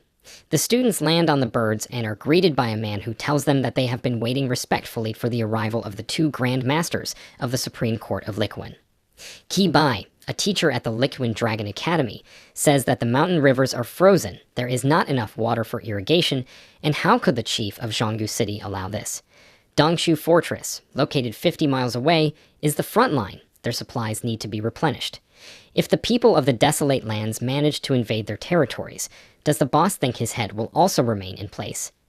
Zhen Yu, the head of Xianggu City, addresses Qi Bai as a master and says that the reprimand was made, but a month ago Yu went to Zolong State with requests to summon the legendary Rain Dragon, but no one had such abilities except for Qi Bai and Duanlan masters. Fortunately, the Supreme Court of Liquin heard Chief Xianggu's prayers and sent two masters to come here to bring them rain. Zhen Yu asks the great dragon masters to go to the palace and rest for a while. Qi Bai says that since it is related to the upcoming war, there is no time to delay. He wants to start right now. The head of the city dissuades him because it's late at night, the temperature can drop significantly. The rain caused by the two great masters could turn to ice, and then it would only harm the crops and freeze the pastures. Duanlan agrees and says that they will come back to this issue tomorrow afternoon. Zhen Yu asks to pass. Bai says that this time, the Green Dragon's sacred rain summoning technique will mainly be demonstrated by Master Duanlan's Dark River Dragon. Tomorrow is an early wake-up time, and Bai asks the students not to miss anything. They agree. Night. Zhu Minglang sits on the roof and thinks about the front. The battle has started again. He thinks of Lao's, and it seems to him that he is very strong. If the situation with Minglin and Yunzi is revealed, Lao's will be the first to come to kill Minglin. Right now, Silkworm's real strength is still too weak. Teacher Duanlan joins Minglin in saying that praying for rain will only temporarily moisten the soil. Regardless of whether it is for watering or for feeding animals, everything requires a huge amount of water. She hopes that at dawn, Minlin will be able to go up the river, check if there is something blocking the path and blocking the flow of water. Do not go too far. The doe is afraid that there are many demons in the depths of the forests. The teacher asks Minlin to return before prayers for rain begin. The student agreed. When morning came, Zhu Minglang set off upriver. He asks Belushka. She must have already made a lot of progress, so why does she still look so fragile? The pet is indignant. How can this fool determine strength from appearance? Minlin notices a small moat across the river. After passing through it, he discovers a stone dam. The guy believes that it was built by a man. He climbs it and sees a large water storage area. Minlin says that thanks to the dam, the accumulated water is enough to completely irrigate all the dry fields of Xianggu, and also enough to feed the animals. You just need to break the dam. But who built it? Zhu Minglang returns to Xianggu and calls for Masters Qibai and Duanlan. Zhen Yu stops the boy and addresses him as Brother Zhu, saying that he heard him walking up the river. He asks if the guy saw the dam. Minlin confirms this. Yu asks if the guy wants to tell Masters Qibai and Duanlan about this.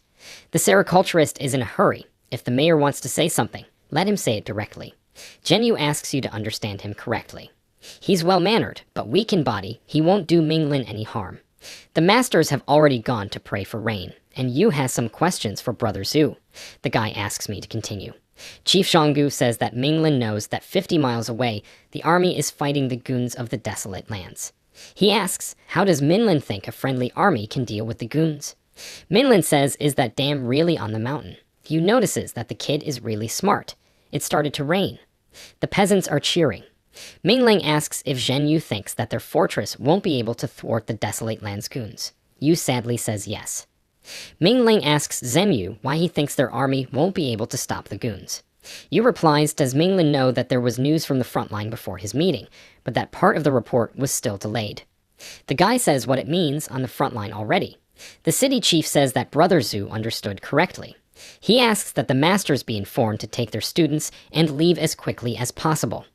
Zhen Yu expresses his deep gratitude to the 2 dragon tamer masters and apprentices, and thanks them for taking pity on the common people. The thugs of the desolate lands launch an attack on Zhang with shouts of kill. Students fly over the city. Nan Yi turns to Kei Bai. They are also citizens of the city-state of Zulong. Will Bai be so calm as to watch these thugs invade their territory? The disciple says they are dragon masters after all. How can they be afraid of these worthless humans? The teacher states that they can't engage in any military action unless it's attacking hostile cities. He asks, doesn't Nan Yi know this Dragon Academy rule? Nan Yi says that they are savages from the desert lands, a real evil people. They have their own land, but they also want to take over the city-state of Zulong. Don't feel sorry for them. Duanlan says they are not savages, they just survive. The dam breaks and fills the river. The students exclaim, is this a mountain stream? The goons are begging for salvation. Students notice that there is also a rebellious army behind them. How many people have joined this desolate land riot? The road is too swampy. It seems that someone deliberately dug a pit here. The dam filled up, and the lake began to fill with dirty water. Now to attack Xianggu City, these thugs will definitely have to swim across this dirty lake. You just need to put a guard on the other side of the lake and shoot at the people in it. 1,000 men is enough to block the path of a 10,000-strong rebel army. Is this mountain stream a divine gift from Zhang? The disciple turns to Duanlan. It is the rain that saved the people of Xianggu City. Even to deal with the lake, it would take their army a day or 2, and by that time, backup would arrive. Zhu Minglin recalls the words of the mayor that everything is interconnected. If Dongshu Fortress is destroyed, Xianggu City will perish. The people will suffer a lot. They will try to survive the winter by any means necessary. However, it will not be possible to resist the aggressors without weapons. Minglin believes that the prepared weapons are really powerful. The guy turns to the masters and says that the battle for the fortress on the front line has been delayed. They must all fly to Zolong as quickly as possible to pass on this information to the city authorities. Otherwise, the people of Zhonggu City will surely die at the hands of the Desolate Lands goons. Qi Bai says there is no time to explain. Zhu Minglin will fly with them. Duan Lan asks you to be careful. The masters and Zhu Minglin ride Qi Bai's dragon. Suddenly, they are attacked by Laos along with Tinder. Minglin exclaims, and he and the masters fall to the ground. Qi Bai asks, do the Desolate Lands also have dragon masters? Duan Lan summons the river dragon. La says it turns out little brother Zhu is here too. What a great day. Minglang calls him Liu Xiao. He says that the same one was the commander of Dongshu Fortress. He was in no hurry to report on the state of the front line. Why would he come here and kill people? Liu Xiao laughs and says that he worked like a wolf for this Lei family, and right in front of his eyes, they gave the girl he loved with all his heart to another person without a drop of doubt. Not only did Liu Xiao not report everything, but he also killed everyone who could report. And now students and masters are poking their noses in the wrong places. Qi Bai calls Xiao a traitor and threatens to kill him, so he sends his dragon to attack. Bai's dragon attacks Tinder, and the river dragon tries to protect it, but Tinder still manages to strike first. The river dragon attacks Tinder, but is also defeated. The masters are bleeding profusely, and Minlin rushes to their aid. Liu Xiao asks if the two dragon-watching masters want to compete with him.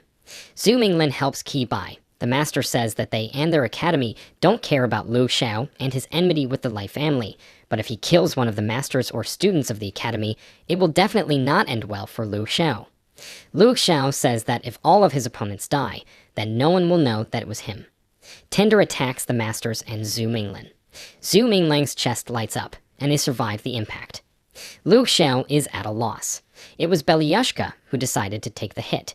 She charged at Tinder. Liu Xiao asks, did they think he didn't have defensive techniques?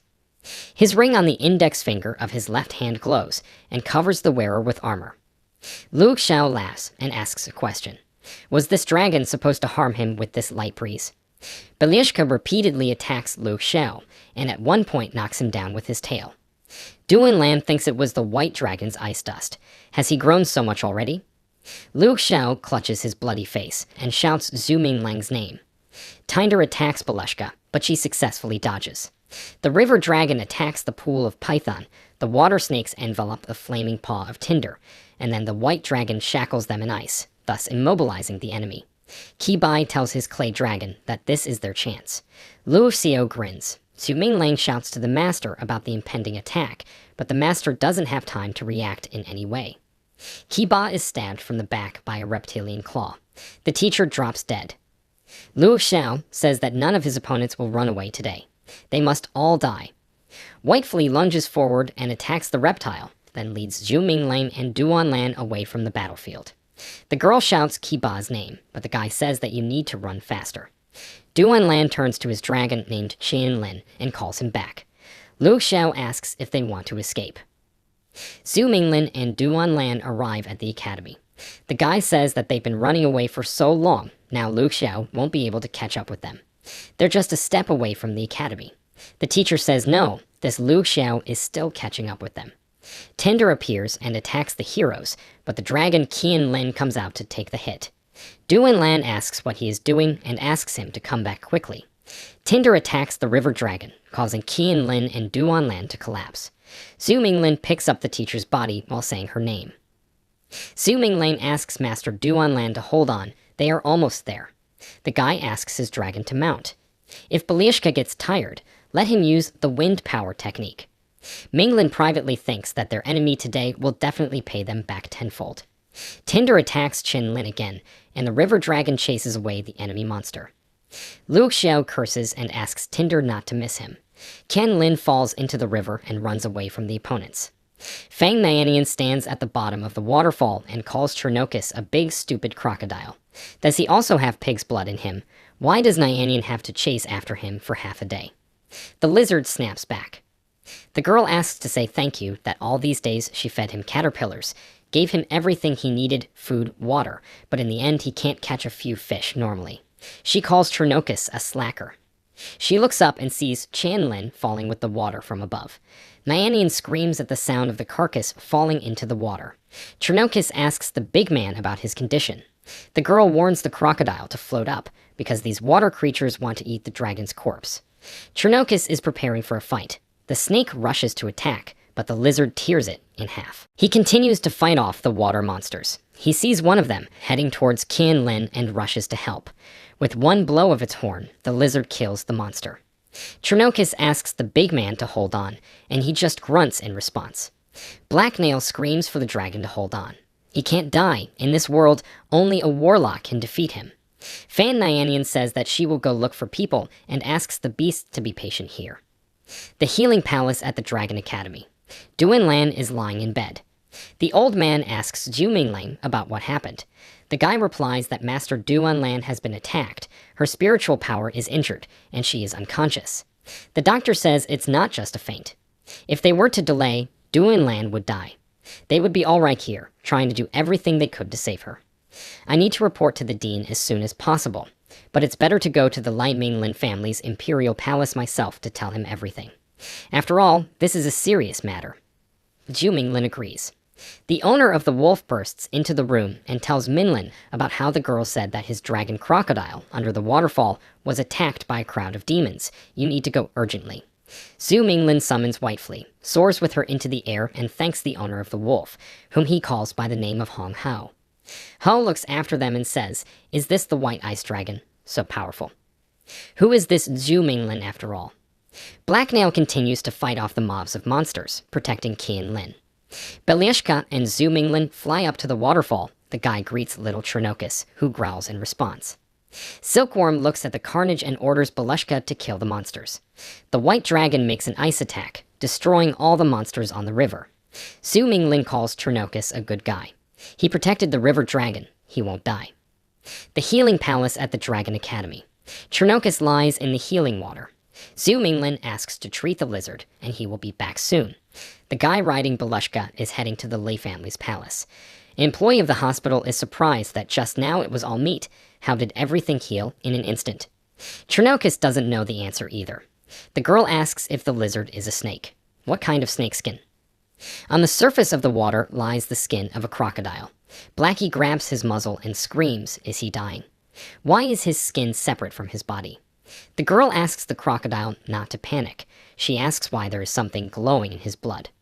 Chernokis bursts into tears and says that he is finished and cannot be cured. The girl turns to the healer with a problem. She asks you to take a quick look at this big crocodile. I think he's dying. She's scared. The old man calls her a silly girl. Why is she making a fuss over a small matter? She's never seen a dragon transform. The girl is amazed. She can't believe that this huge crocodile is a dragon. Chernokis is also surprised that he turns into a dragon. The healer asks you not to worry. It's not her dragon. Let her go notify the Duan Lan family members and say, the girl interrupts him and tearfully asks how to notify her family members. She asks Master to think of something else. She doesn't want to see big sister Duan Lan die. The healer is indignant. Yes, what kind of death? Duan Lan's spiritual power is very damaged, so he sends the girl to notify the Lan family members so that they can find the right medicine to help her recover faster. The girl sighs. No one dies. She asks that if this miracle cure is found, how long will it take for Sister Duan Lan to recover?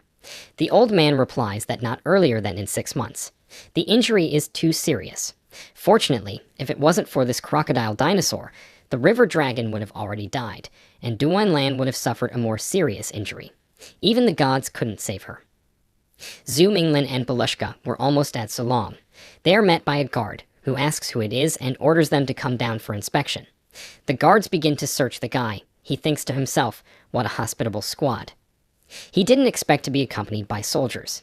He thinks these assistants are not so simple. Minlin is asked about who he is and why he is here. The guide realizes that the person addressing him is not a soldier of the city-state of Zolong. He presents the symbol of the academy and says that he is a student of the Dragon Academy. He's heading to the Zolong city-state to buy dragon food. Silkworm didn't think that he would attract the attention of all the respected soldiers. He would immediately leave here. The soldier roughly returns the ID card and tells them to roll. Minlin thanks the guards. one of the soldiers turns to the boss. Before that, they met so many people and did not make inquiries about them, and then suddenly one person and they have to check it out. They tell him that he doesn't understand. All the people they had met before were ordinary citizens, and this one was a dragon master. Who knows, he might be a soldier of the Zulong City state. If he was the Lei family's scout, their plan would immediately fail. Another soldier asks to wait 5 more days, and they can enter the city-state of Zulong. Zhu Minglang overheard the conversation and thinks that it's true that there will be problems with this gang. 2 days later, at the Lai Palace, Lai Ying welcomes a certain lord to his city-state of Zulong. From now on, a marriage contract has been concluded between his city-state of Zulong and the city-state of Lingxiao. He chuckles. The messenger corrects the head of the Lei family, saying that his words are a little wrong. He says that at the moment, the most important issue they have come to discuss is peace negotiations. Messenger Yang throws the wooden box and paper on the floor, smiling maliciously. He's not happy because his city-state sent so many engagement gifts out of sincere thoughts. However, despite this, Chapter Lai did not indicate in the negotiation book the regulations for the transfer of the 4 western cities. As it turns out, according to previous agreements, 4 western cities should not be allowed to leave the country. The contract only included the transfer of Lai Yunzi as a concubine to the Ling family. The messenger sits down at a table with fruit and talks about his alleged forgetfulness. Lai Penghai. He is terribly outraged by Yang's envoy's behavior in the Lei family's imperial palace, but is stopped by Commander Chen, who asks His Majesty's permission to negotiate with the envoy. After all, he wants to find out why the Lai family needed the 4 western cities, and whether they are prepared for the consequences of such a rough negotiation.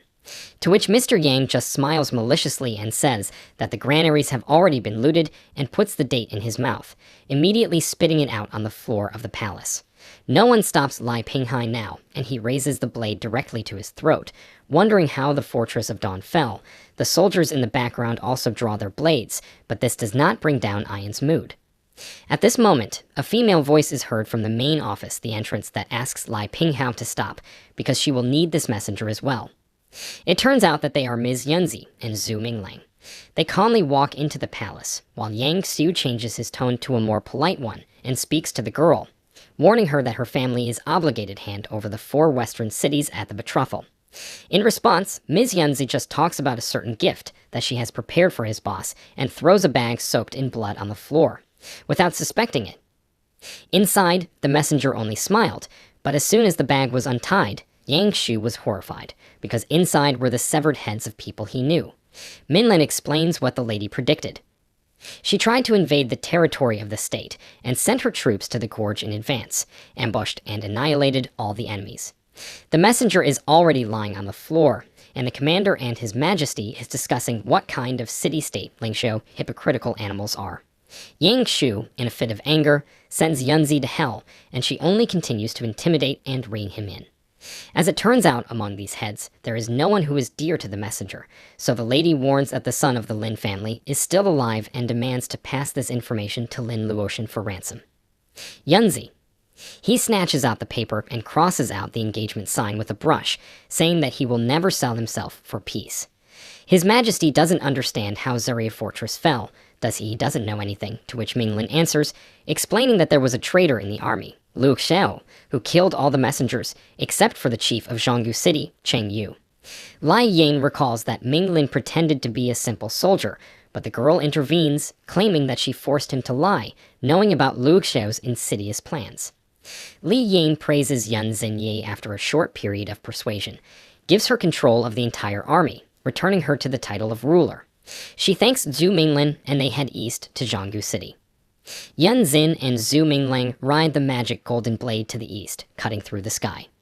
Minlin is surprised that it's just the 2 of them, but the girl reassures him that it won't happen. Quite enough. When they fly over Zulong City, all the people look up straight at them with admiring eyes. A boy of 8 to 10 years old is amazed by flying people and asks his father, who says they are demigods. The boy, of course, does not know anything about demigods, so the man says, demigods are people with abilities that exceed the human limit, demigods, as if ancient and powerful animals can use unusual abilities. The boy is delighted and also wants to become the same, but the father says about the transition of abilities from the gods and the unique, a body type that doesn't exist. Father says that Hong still has a chance. If you work hard, you can reach the spiritual realm and cultivate your dog, whose name is Xiaohong, a real dragon. After the man's words, the boy only became even more motivated and now decided to find out who is stronger, demigods or dragon trainers. The demigods do not have a spiritual kingdom, and they do not have a spiritual kingdom. They can't raise dragons, but even powerful demigods don't dare attack real dragon masters. That was the final sentence, and the boy cheered as he scooped the dog up in his arms. At this time, Zhu Minglang, who was behind the girl, placed his hands directly on her waist, for which he grabbed a punch to the stomach and Yunzi threw it down. Luckily, the guy had his white dragon with him right now, who caught him and saved him from falling. Then they followed the girl. Zhonggu City was engulfed in flames, kill voices were heard everywhere, and smoke engulfed the streets.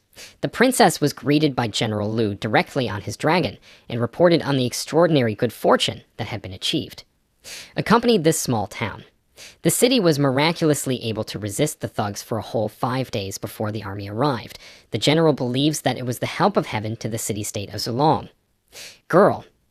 He doesn't know on whose advice Lu sent half of the squad to Finyo and shows a sign to the commander-in-chief, along with orders to return this half tomorrow at dawn. The order was received, and the general. I wasn't particularly surprised by Yunzi becoming a commander-in-chief. Minlin does not understand how the girl is going to cope with the remaining thugs without half the squad, but does not retreat and prepare for battle. They fly up to the main gate, near which there was a whole crowd of men armed to the teeth. The girl took out her fire blade and literally carved a fiery border of the sword on the ground with it. If the goons cross this line, they will be considered members of the brutal army, and all will be killed on the spot. It will allow those who remain outside the border to survive the winter and call them part of its people. The thugs did not listen to Yunzi at all and rushed into the battle, hoping for victory. Girl. Immediately, she was about to kill them, but Zhu Mingling beat her to it and told her to leave the matter to him. The thugs charge forward, oblivious to everything, and there are explosions and screams everywhere, as the Minlin dragon sprinkles ice needles on them, and they only shout that they will never become slaves. The one who shouted out the most was the second head, who was completely frozen by the guy, thus provoking the others even more. The guy said that despite going over the line, he is ready to spare the intruders, but they shouted about revenge for the head and the construction of a new city-state. Minlin was struck by how stubborn these people were, because they were not afraid of death at all and went forward. He rushed forward and froze all the thugs who crossed the line. Then he and Yunzi hovered over the bandits' heads. The girl saw her friend among the people, a former subordinate, and decided to find out why they were attacking the city of Zhonggu, because under her rule, they had both bread and clothes. She said that if they continue to start a riot, then no one will be able to stop them. It won't survive the night, but once they lay down their weapons, Yunzi will help them survive the winter. Kentu believed his mistress, but he didn't know how to tell his selfless brothers that by asking them to only an escape route for the people of the desolate lands. To which the princess gave a rather clear and sharp answer.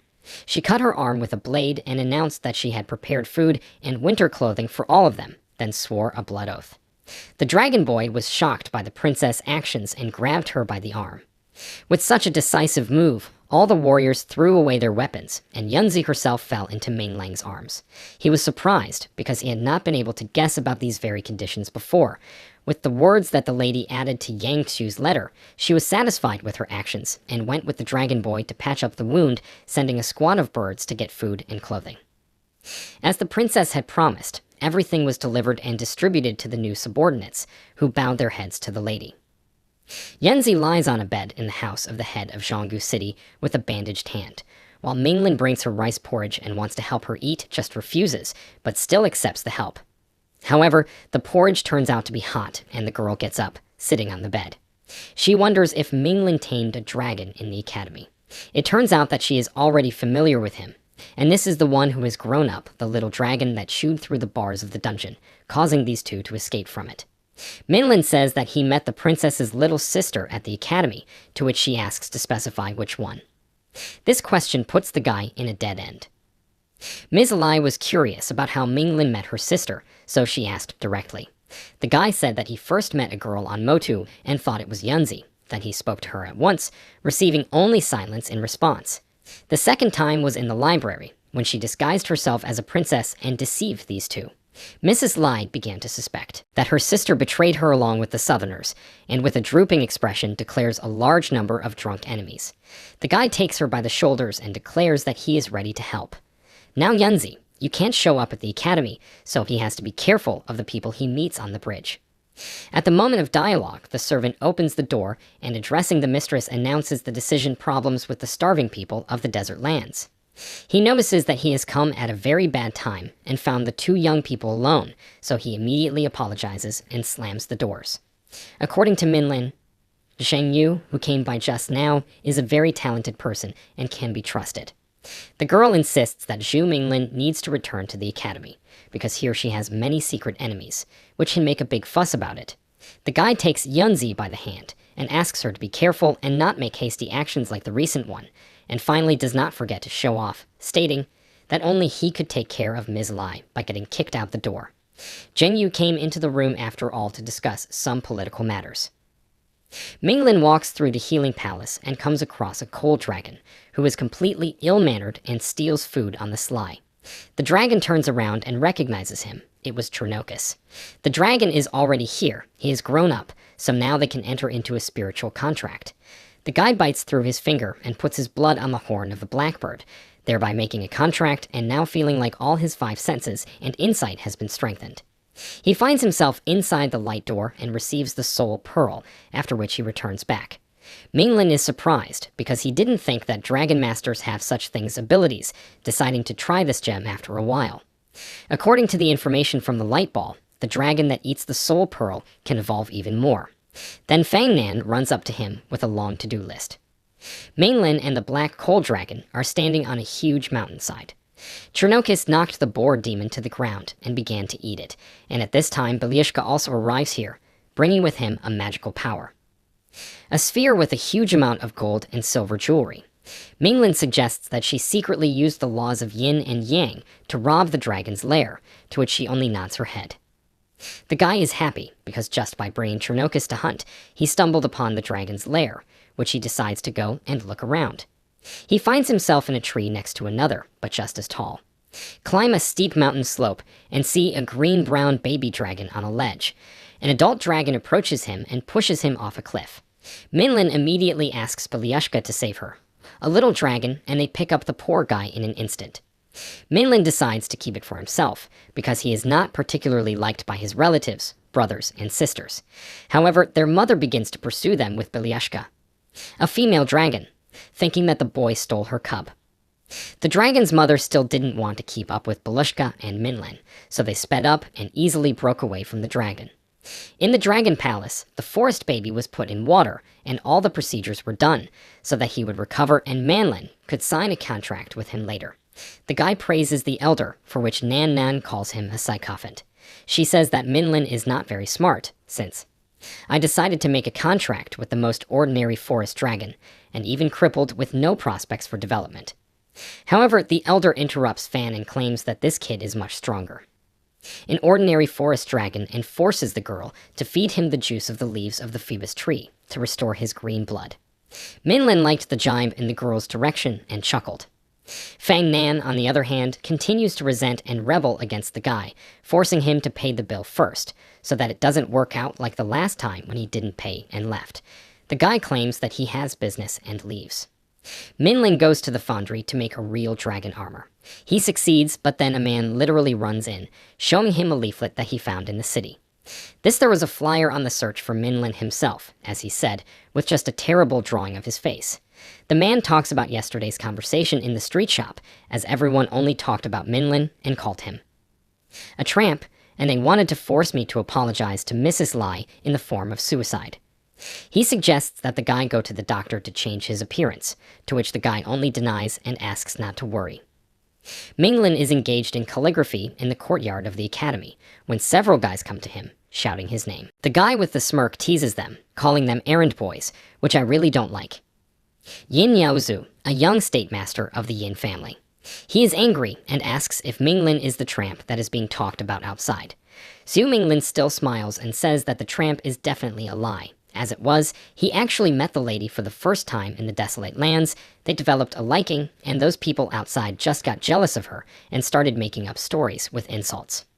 Yozo keeps pushing and doesn't understand how Yunze could even look at someone like him. The guy easily gets out of the situation, claiming that the fellow practitioner does not trust the opinion of the mistress. Of course, Mr. Yin retreats because the highest danger will overtake the one who does not trust the lady. It turns out that everyone who came here suspects the lady of having ties with the tramp, but they themselves ask not to tell. Whatever nonsense, Minlin doesn't understand what's going on now, but continues to push the impudent guys. Minglin jokes that he is a noble person and forgives mistakes, and for people below him, he is ready to pretend that he did not hear anything, then slaps Yin Yaozi on the shoulder and is going to leave. The guy continues his speech and declares how he fell in love with the lady. He cannot express it, because love does not need reasons. Minlin says he understands perfectly well how everyone here is doing. They have already admired his Yunzi and expressed their great gratitude to them. However, if they really admire and respect her, then they should not believe any rumors and say unpleasant words, as well insult the lady. Mr. Yin starts yelling at Zhu Minglang, claiming that as long as he is alive, the lady will not get rid of these rumors and gossip. It would be better for the guy to commit suicide. The other guys support Mr. Yin by insulting Minglin. However, the guy does not worry at all about this onslaught and declares how he will now personally protect the reputation of the mistress. Boys. They decide to challenge Minlin to a duel to see if he can actually protect the princess' reputation. He starts to talk about the coup, but Yin Yaozi interrupts and shouts out how he would deal with Minlin on his own. The latter, in turn, continues the phrase about a multiple match. One Minlin against all comers, because with everyone in turn it will be long and boring. Such an audacious statement from Minglin left everyone in shock. Was he really that stupid to make such a decision? But the guy wasn't joking at all, and wasn't stupid. He just decided to throw it to everyone. Challenge him. Yin Yaozu only liked it and asked Minglang not to blame them later when he was beaten by the crowd and left to prepare for the meeting. There was quite a commotion at the training ground, and there were emergency flyers everywhere. Annoying Zhu Minglang was called out for a collective fight in the arena near the river, and Minglang will be challenged 20 people. One of the teachers, Nan Lengsha, also found out about this news and apparently decided to help her student a little. She stayed at the arena near the river under a disguise in Yunzi. Of course, no one recognized her, except for Minlin himself, who was curious about why she came here, while all the people couldn't believe that the lady really came to watch this fight. Lensha played along with the boy because he himself told about their mutual love, so the lady came to support him, take care of him. Just as the imposter thought, no one else would think of Minlin Dot. It was obvious that this wasn't their real master, so she was full of calm and confidence. The men who came to the battle and stood on the other side of the river could not believe such an event, but they could not give in to Her Majesty's doubts. Their opinions agreed that she didn't come to see Xu Minglin, but was just passing by and decided to stop for a look. They all thought it was simple misunderstanding me. Yin Yaozu was the only one infuriated by Minglang's mere presence near the lady, but Nan Lengsha decided to annoy everyone even more and grabbed the guy's arm, smiling sweetly and saying that he decided to clean up Yunzi's disgrace himself. She found Minlin's performance too lame, so she took matters into her own hands. Her plan had worked out perfectly, and all the men had gone berserk about it. They believed in Minglin's relationship with the lady, but then they did not understand why such rumors about his wandering life and weak dragons. Yaozu literally went berserk and swore to crush the guy. At this time, the Drukan Academy teacher Bai Yeshu arrived on his dragon, who was directing the battle. He ordered all of them to summon their dragons, but allowed only one at a time, as the participants were not allowed to be drawn. Very much at the same time, a whole pack of various dragons appeared on the opposite side of the river. They were all huge, and their abilities were different. Even Bai Yeshu was surprised by this arrangement. He decided that the boys were very angry, and that Zhu Minglang's courage deserved praise regardless of his strength. Minlin himself was given an indulgence. He could either summon all of his own people at once, dragons, or leave this right and summon a part during the battle. The guy thanked the teacher for this, and first decided to summon the coal dragon Chernocus, who was already in the newly prepared armor. Seeing all the dragons, Black Nail was slightly shocked and invited his master to run away together. But it was impossible to do that now, and Minlin told the plan to his dragon, deciding that it would be a great workout. According to his plan, first Chernocus was supposed to distract the dragons by provoking them somehow, and then Belyashka would freeze everyone and ask them not to forget about the mood and maintain morale. Chernocus agreed to be the bait and began to indulge and shout at the other dragons, which of course angered them, and they rushed into battle. A dragon that looks like a bird. Ugolni easily won, but then Red Claw came into action from the opponents, who immediately attacked Chernocus, exposing their sharp claws and fangs. Just in time, Blacknail managed to jump out of the way and avoid the Red Claw's attack. The Coal Dragon immediately shifted to a new target, which was a wolf-like dragon. Chernocus. He made a joke about the wolf cub and then used the dragon horn strike technique, literally trampling the opponent into the ground, mercilessly crushing. And then he began to show his tongue to his opponents, which of course angered the Dragon Masters. They considered Ugolni as insignificant and duplicitous as Minglan himself, and Yin Yaozu ordered 3 more dragons to kill Chernocus, from which he would definitely not be able to escape. But this was exactly what Zhu Minglang was waiting for, in order to launch the second part of the plan. He immediately summoned Whitey, and she froze all the attacking dragons while Ugolni retreated. However, the guy did not have time to rejoice in his victory, as one of the henchmen of Mr. Yin called a Svetlanazni dragon, which easily melted the ice, and already all the dragons switched to Belyashka. She was hit by a powerful barrage of fire that she was able to dodge, but then Minglan shouted to be careful, because the Earth Dragon used the ability of the vortex that started it.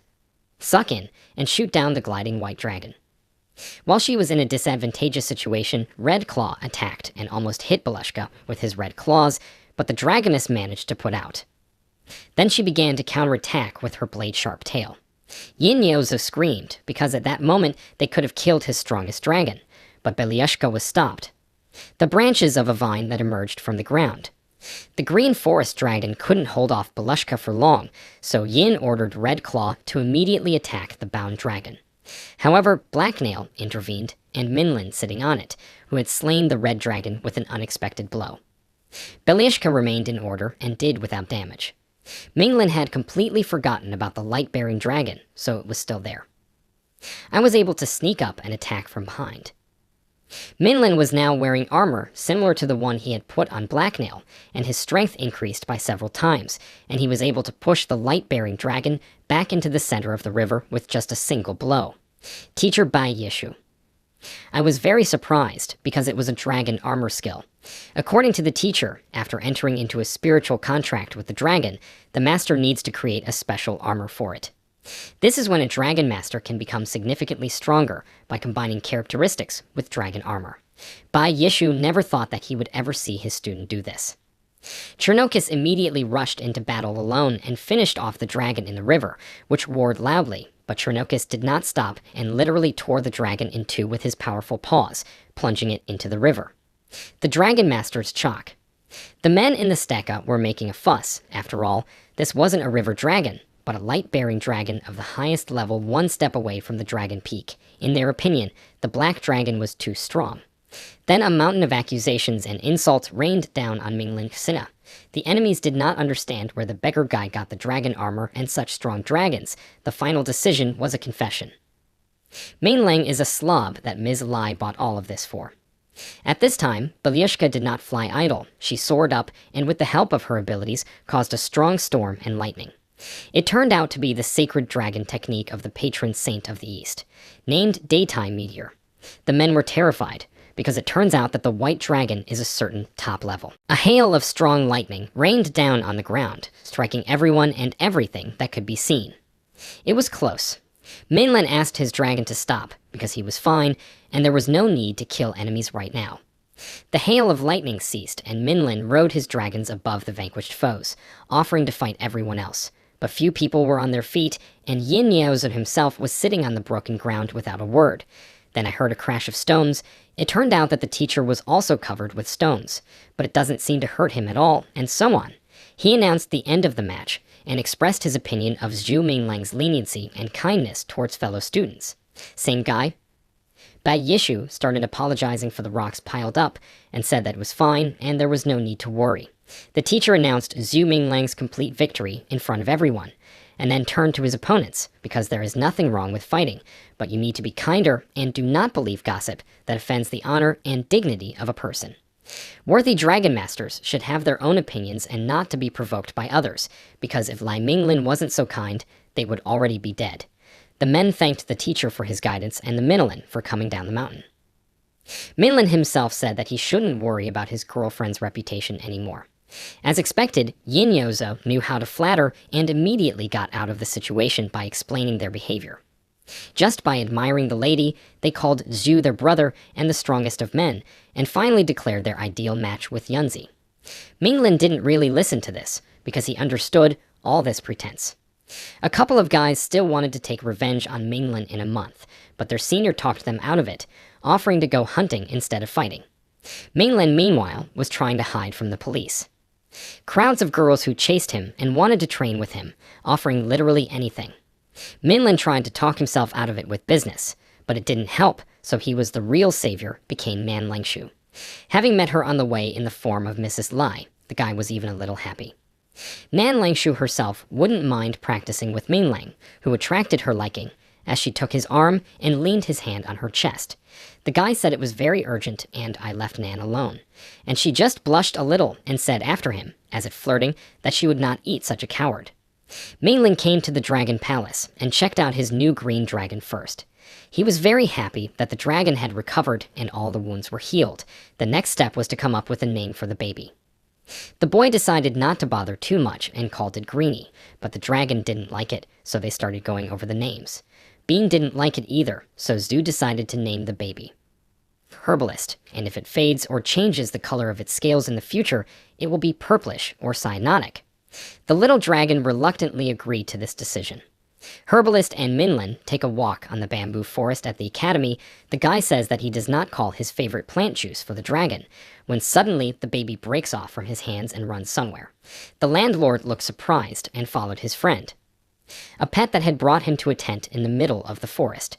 The herbalist quickly ran inside and grabbed a bowl of some liquid. Minglin didn't have time to stop the dragon from drinking the so-called water. Paint.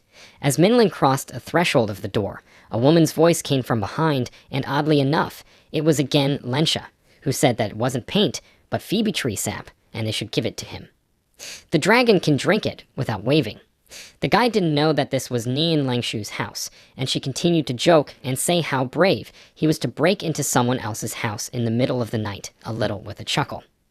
Minlin immediately rushed to apologize with an innocent look. After all, he did not break into the house on purpose. She calmed him down, because she did not mind at all, and began to ask about the little one, the dragon. The student told about the discovery in the forest on the cliff to the north of the academy, and did not miss the chance to ask the senior about the origin of this dragon. There is little information about him in the books, but about his family and friends. If not at all, then there is no relationship with other dragons indicated, as if it is too rare. Nan Langsha said that it was a sacred green dragon from the main forest dragon family. But she also noticed that his breathing was weak due to some kind of injury that he had received earlier, so even at the peak of his cultivation, it would be very difficult for him to release the real power of the sacred, a forest dragon. The little boy flicked his tail clumsily and knocked over all the juice glasses, and Minlin screamed and turned around, but clearly didn't have time to grab them. To his surprise, Nan was also there. She became a demigod and used her ability to collect all the juice back. The guy applauded her and praised the technique, and the girl at one time did not miss the chance and brazenly approached Minlin, driving it in the paint and offering to show a couple more techniques that are clearly not common for a student and a young guy. Zhu leaned back and rejected the offer, telling Miss to go to bed early and apologizing for your concern. He quickly grabbed the herbalist and ran away from the forest house. A little later, the guy remembered that he had forgotten to ask about stores with unusual juice for dragons, but decided to find out later, fearing for your reputation. That same evening, Minglin noticed a new interesting announcement on the bulletin board in the academy's courtyard. Academici notification. In EAPPOS2 winter period, all city-states had. After being ATKCK'd by various demons, TCHers and students of the ACADMY must team UP to destroy these evil spirits, and E8 person who PAR4 MDBest will be rewarded. Because of the rampant evil spirits, we HOPE that the students will take care of their lives and not be worried about their strength. Therefore, those who will climb forward and act alone. No training .This will be AWARDED. If you encounter a demon, PLEASE forest, INFORM the teacher, who is near you. After destroying the demon, the training .This will be divided. Mainland met a lot of people at the academy, but almost none of them had crossed the Dragon Gate, so he didn't know where to find a team. A woman's voice came from behind. Chu Yanyan's sister, who invited Zhu Minglin to join their group, which also included Jin Mingjin, Lu Soyao, and others. Such luck rarely happens, so the guy with pleasure, I decided to join. The next morning, they walked to Mount Xiaoqi. Sister Chu had summoned her wind bell dragon, so the group didn't worry about the duration of the demon search. Herbalist also decided to fly on his new wings that had grown from Phoebe's juice. He flew out from under the boy's clothes. He was right next to an adult wind bell dragon, which, due to its huge swing, was very large. Kraliev didn't notice the baby and accidentally yawned at him.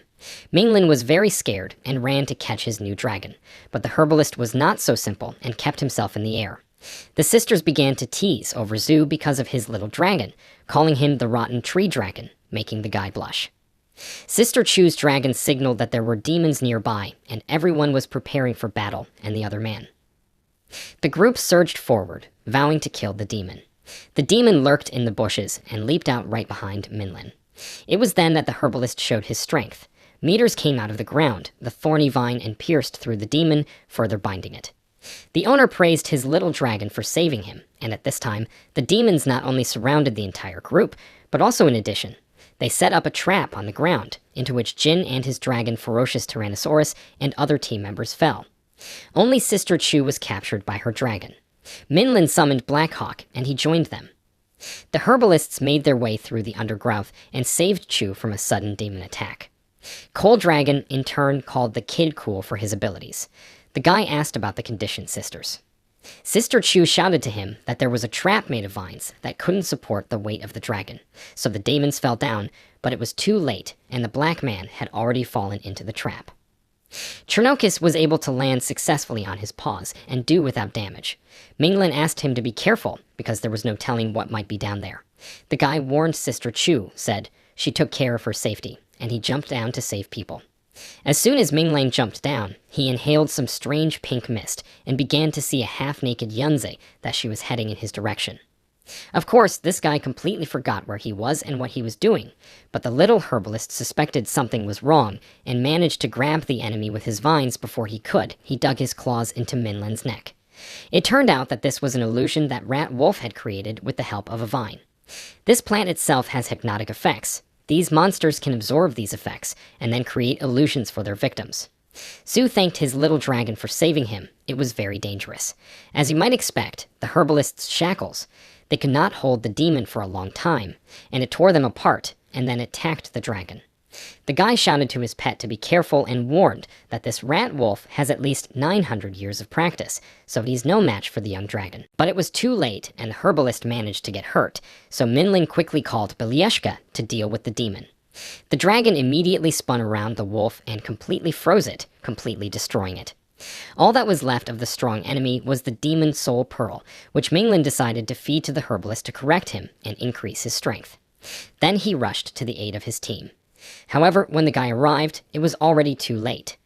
Brother Jin tearfully held the lifeless body of Sister Yang Minglang in his hands with a drooping expression. He said that it was impossible to raise the dead, and they went back. Their stopover was at the Asian town palace, where the elder was very surprised to see them return, albeit in an incomplete group. The elder said that even one of the demons had already died at the hands of this demon. Teachers, so he expressed gratitude for the work done to restore calm in the vicinity of their city. Brother Jin responded by personally picking up and delivering Yang's body to the academy. The elder then addressed Minlin personally. He noted his strength, which was comparable to some of the teachers, and asked him to go to the Qingli River area to help another group with demons. Well, along the way, I reminded you about the generous rewards. Minglin easily agreed, but the other person explained with a serious look that it was very dangerous, because there might be a 3,000-year-old demon. When meeting with him, you do not need to do rash things. First of all, the guy had to go to the commander of Honglian City. Minglin came to Mount Gutu in Honglian City and met a very unexpected person in the role of commander. The guy couldn't even think that she was also a commander. The city leader was Nan Lingsha, who yawned and asked why the guy was looking for her. Minglin began to explain that the elder had told him to follow the river and help the other one. The team managed to deal with the demons, but he didn't have time and everyone was already killed and lying on the ground. Even 3 teachers were destroyed, but the evil spirits were not around. Linsha was surprised that even 3 teachers were killed. The problem is serious. Minglin had lied and said that it was precisely according to his estimation that the demons had at least 3,000 years of practice, which caused even more indignation on the part of the girl and Hershey showed her innate abilities, namely the art of drawing dragons. Nan Lingsha left the command of the city to Mingling and decided to go check out what was going on there. Zhu got up for her, so I didn't want to let go of one and at the last moment grabbed her leg and asked her to go in it. Because of these actions, she fell from the dragon right on top of him, and the guy accidentally grabbed his hands for Lynch's chest, but she responded by casually landing on his manhood, saying that he deserved it and leaving him on duty alone. He was meditating on the stone in silence and solitude before he was disturbed by the people who had come on dragons to visit the city leader. Mr. Nan Yi served as a speaker for the new arrivals, asking about Nan Lingshi's location. Then he found out that Minlin was in front of him now and was very surprised, but the guy explained that while Lingxi was not there, he was the commander here. Zhu decided to ask why people came to the head of the city, but Nan Yi's teammates did not believe in Minglin's words, to which the guy sharply replied that he was busy and that he was not ready to spend it time. Nan Yi quickly understood and still decided to calmly explain the situation. He explained that their party had encountered strong demons, and that was why they were looking for Nan Lingshu, but the problem was that she really wasn't here. Minglin inquired about the root of the problem, which turned out to be a demonic female spider with over 1,000 years of practice. She broke into the lumber yard and started killing people for no reason. Only a few managed to escape, but most of them were killed, and in the end this demon went to the huge forest in the west. Minlin didn't think for a second and decided to go there. To that teacher Nan agreed. They arrived at the academy's sawmill site, where they found pools of blood. Minglin decided to go alone to explore the area, which was exactly what Nan's companions wanted, smiling maliciously. After a few meters, Minglin discovered a strong flow of demonic energy, and then the demon itself. A huge female spider was fighting a forest dragon. Zhu suggested that she have people to continue her kind, which is in the future, it will be able to eat even a huge forest dragon. The guy was wary, because the same forest dragon was the herbalist's mother, and besides, his little brother was next to her. At that moment, the demon noticed Manlin and charged at him. Minglin heard the voice of the herbalist, who was about to rush in and help, but right now, the demon was about to grab the guy. At the last moment, he managed to summon a baby dragon, which was surprisingly strong.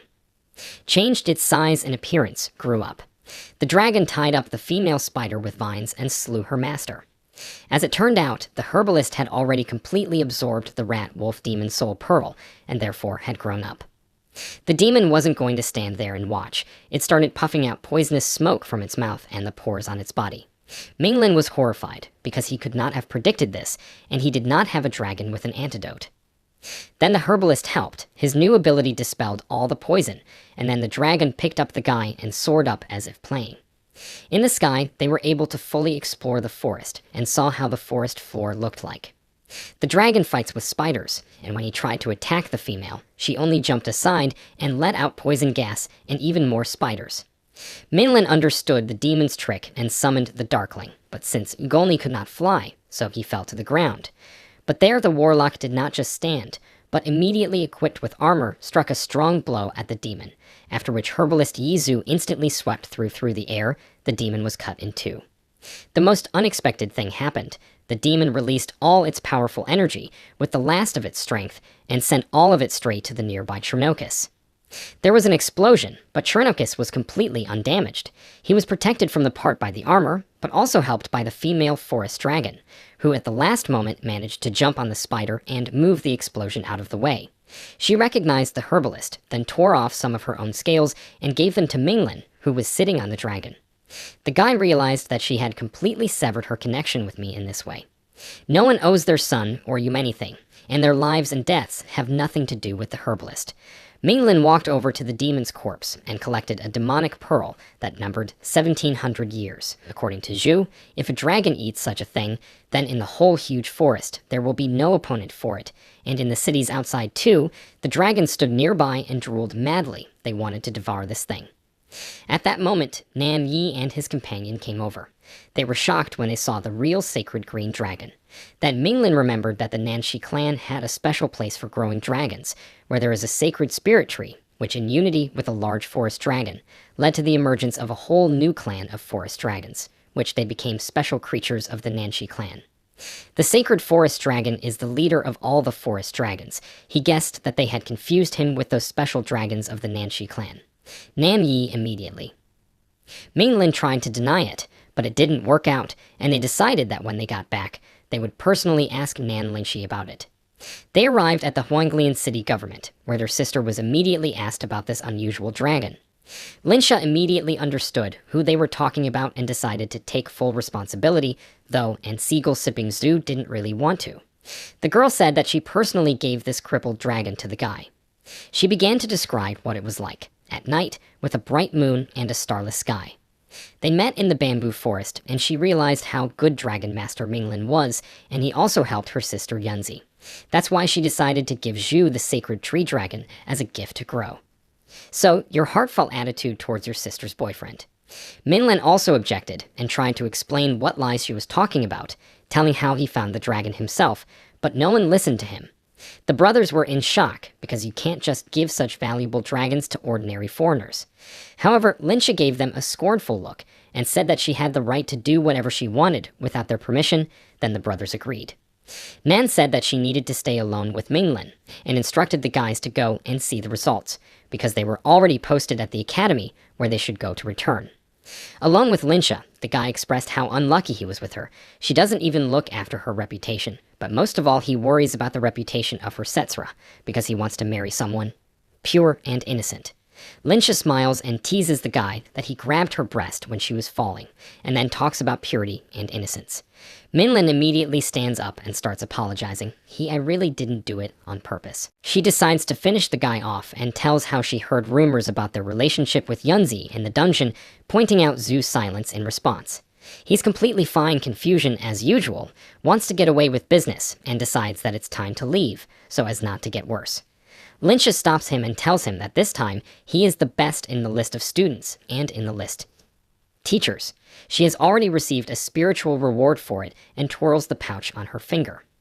Minlin turns around and rushes at the girl to get his own, for which he gets hit below the belt.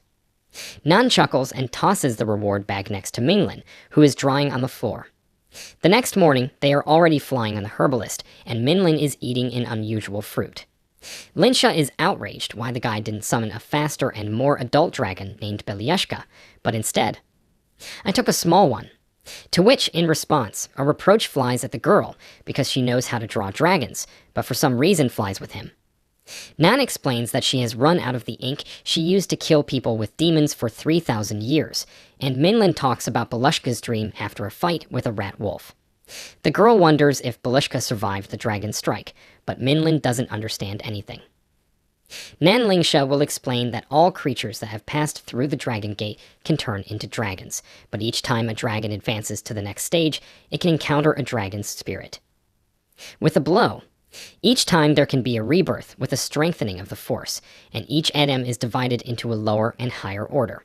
She noticed that no one living knows how much everything is levels at the Dragon Gate, and what level you can go up to after hitting. Minglin finally realized that his white dragon had actually survived the dragon strike. The girl also advised to go to the Academy Library and check this information, or go to the Pagoda Palace and check it out there, because there are many good things in this place that can be exchanged for your training rewards. Minlin thanked Linsha for her help, but asked her not to flirt with her and do all sorts of tricks. Xiu Minglang arrived at the Dragon Academy Pagoda and looked at some interesting items that he could take in exchange for his points. He took a fancy to the illusory Feather of Storms, with which you can. It was easy to manage storms and improve your flying skills. At this moment in the divine world, Belushka woke up and finally pleased Minlin with her return. However, once she saw all the valuables, how she wanted to apply the laws of the universe's concealment to take it all away. The guy managed to stop his dragon, because stealing academy property is deadly, and even more so, a museum exhibit. When Minglin returned to the academy's dorm, he was thinking about his future actions, because now he has a lot of money and wealth. The training points earned will be enough to feed Shirnakusa pork until the very spring, and he has so many jewels that you can at least buy the nectar of the Queen of Ice Bees, so that Belyeshka can become even stronger before the summer and achieve a new one the stage. Besides, Nan Lingsha had returned the Phoebus tree sap to him, so the herbalist would have something to eat, and so for the next few months, he shouldn't worry about eating for his own people. Dragons. He took out the scales that he got and started thinking about what he could make out of them. An idea popped into his head. The next morning, he went straight to work, and by noon it was ready. A new armor that Minglin called Blue Soft Armor. Yunzi is currently fighting on the battlefield, so he decided to please her with such a gift for the upcoming new year. Minglin stood by the tree in the Lei family courtyard and wondered how sexy Yunzi would look in the armor he had given her. Schwanner came up to him and announced that the guard had woken up, as well as she talked about how much she liked the gift, which made Zhu very happy. He had heard about Ms. Li's injury, so he just asked her to send his regards to her, since she wasn't allowed to see anyone yet. With whom? However, Schwanger said that Mr. Zhu is not everything and is allowed, making the guy blush. She led him to Yunzi's place, then closed the doors and left them alone. At the beginning of the conversation, Minlin asked a lot of questions about the condition, the injury, the constant risks, and grumbled about her stubbornness. The lady was just flattered that the guy was worried about her. She told me what was wrong with her everything is already in order, and now it is much more pleasant for her to return than in previous times, since now she does not hear gossip about herself and their family. Minglin laughed and praised himself. Your acting skills. However, Yunzi lowered her eyes and became sad. She couldn't help but find out about the meeting in the bamboo forest, the mutual gifts, deciding that it wasn't a game. The guy was confused, but he immediately began to explain all his actions. In fact, the sacred beast is his personal dragon, and no Nan gave him anything. He firmly stated about the gift made only for Yunzi. That's all, and then I asked her if she ever tried it on, and she said no. The girl was embarrassed, and Minglin just continued to attack and asked her to try it on right now, so that if there was something wrong with Fursu, it would immediately fix it on the spot. Yunzi agreed and went behind the curtain, calling Zhu Master and begging him not to peek. From such a Minglin was out, the girl is so much changed and not only agreed, but also stopped being cold as before. Images of Yunzi completely filled his mind, but he tried to restrain himself and just wait for the moment, when the girl changes and comes out from behind the curtain. This moment came and Ms. Lai appeared in front of the guy in an amazing outfit that was both sexy and elegant, but did not hide much on the girl's body. Yunzi noted that the armor is very comfortable, does not restrict movement at all, and even refreshes. Minglin also loved the way this outfit fit the girl. At one point, she stretched to the bottom of the suit, trying to say something, but Minglin did not miss the moment, went over and took the girl by the waist. Mingling approached Yunzi's face, saying that she was just perfect, when suddenly they heard a door slam behind them. Yunzi immediately grabbed the cape and put it on over the armor she had given her, alert. It was her sister Nan Lingsha. She was very unhappy that they tried to stop her at the entrance, and even more so, she was not particularly happy to see the two of them date. Minglin was surprised to see her, and Gosalja Lai only rudely asked why she was here. The sisters began to argue, threatening each other to start a fight right here, but they were talking about something unknown to Minlin, so he was not sure what to do. All he had to do was stand on the sidelines and wait, but then Linsha ran up to him and pressed her breasts against him, making him blush. She talked about her boredom during such beauty on the street, and then she brazenly asked Wu Yunjin to lend her a pretty boy to have fun, to take a walk in the magnificent and beautiful salon. Yunzi didn't want to share, which caused Lingxi to be indignant, so she had already personally approached Zhu Lan, asking him why he was so taciturn with her, because he was usually very attentive and passionate, and didn't even get tired after a whole night of talking. These words surprised the guy, but he decided to immediately get rid of this annoying girl, saying that he had already told the whole truth to Yunzi, and he needed to stop lying. Linsha was disappointed and left with the words about how she'd already had enough of both of them. Minglang and Lady Lai were alone again, so the guy decided to ask why Nan was here, and just like that, he left. Yun explained that she only came to check on her sister's condition, and when I realized that everything was fine, I just left. Suddenly, Zhu decided to ask a question about his cherished dream, which did not cause any difficulties for the girl. She immediately gave a clear answer that she wanted to start her own company. The country. The guy thought for a while and began to think. On Earth, where they are now, no city-state depends on another, with the exception of the ancestral palace, which controls everything the remaining ones. It can't even be called a country. So to become an enemy of the ancestral palace, it's enough to unite all the cities and establish a country. The girl clarified that in fact she now has no enemies. Only the obstacles that prevent her from going further, the ancestral palace, Lingxiu city-state, Lai and Nan family, are just stumbling blocks in her path. However, Mainlin understood that even in the palace, the Lei family has quite a few evil people who have devious plans, and the lady doesn't even have a guard on her.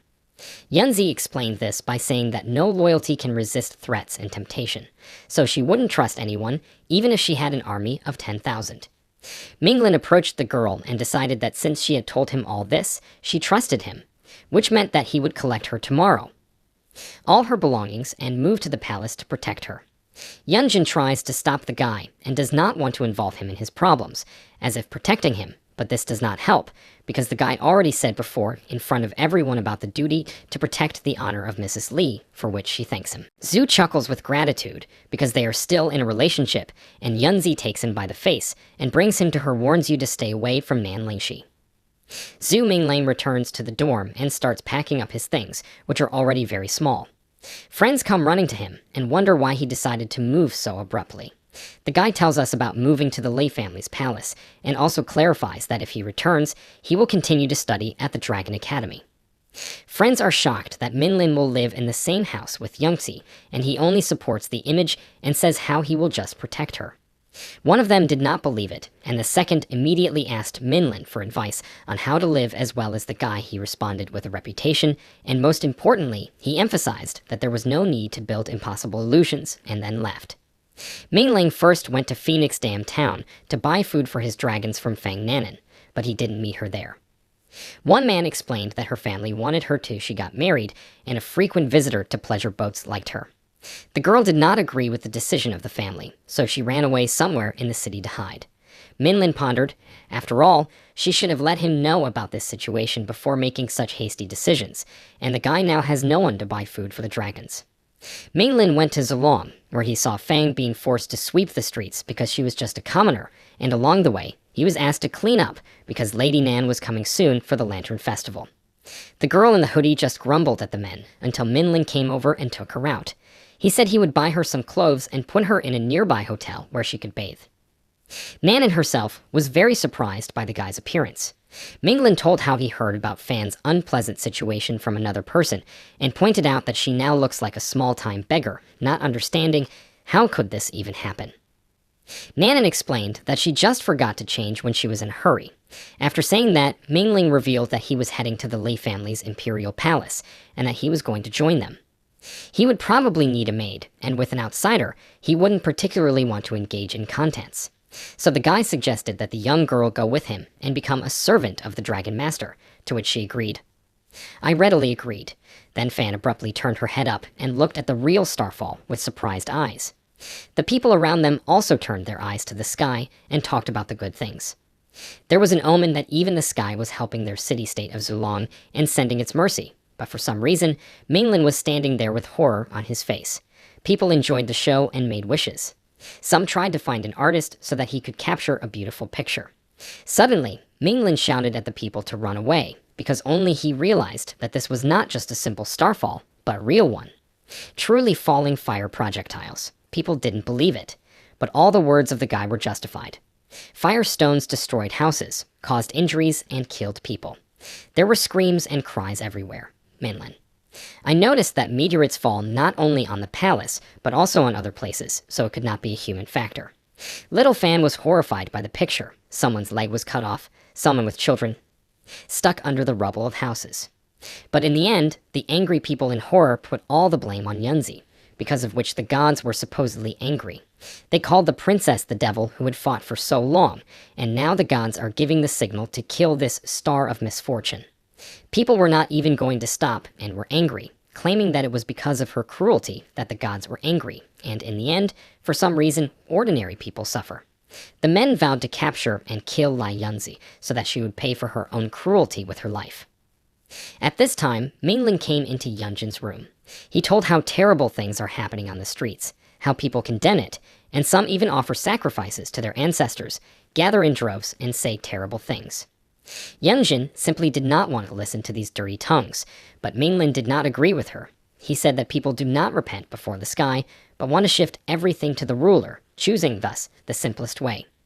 She says what a sky is still incredible, but since people decided to blame someone for the reason of his anger, then let them do what they want, the guy came up behind her and hugged her by saying that he will always be there.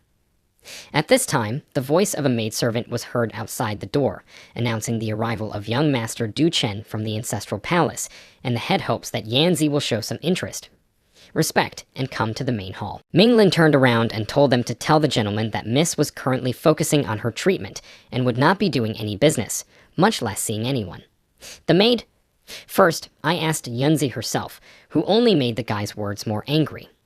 There were quite a few people gathered in the Nan family palace, who were just discussing Elder Nan's anniversary and the esteemed people who would come to congratulate him.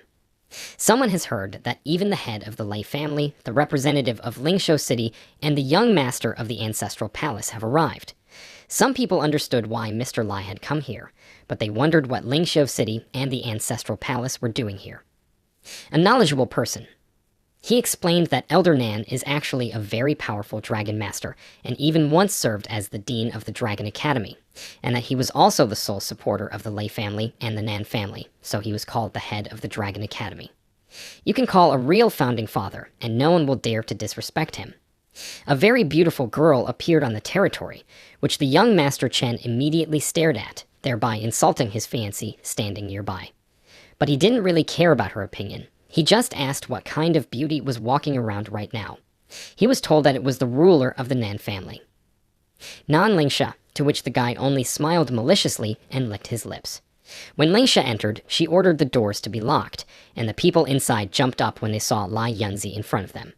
Of course, very few people knew about their relationship.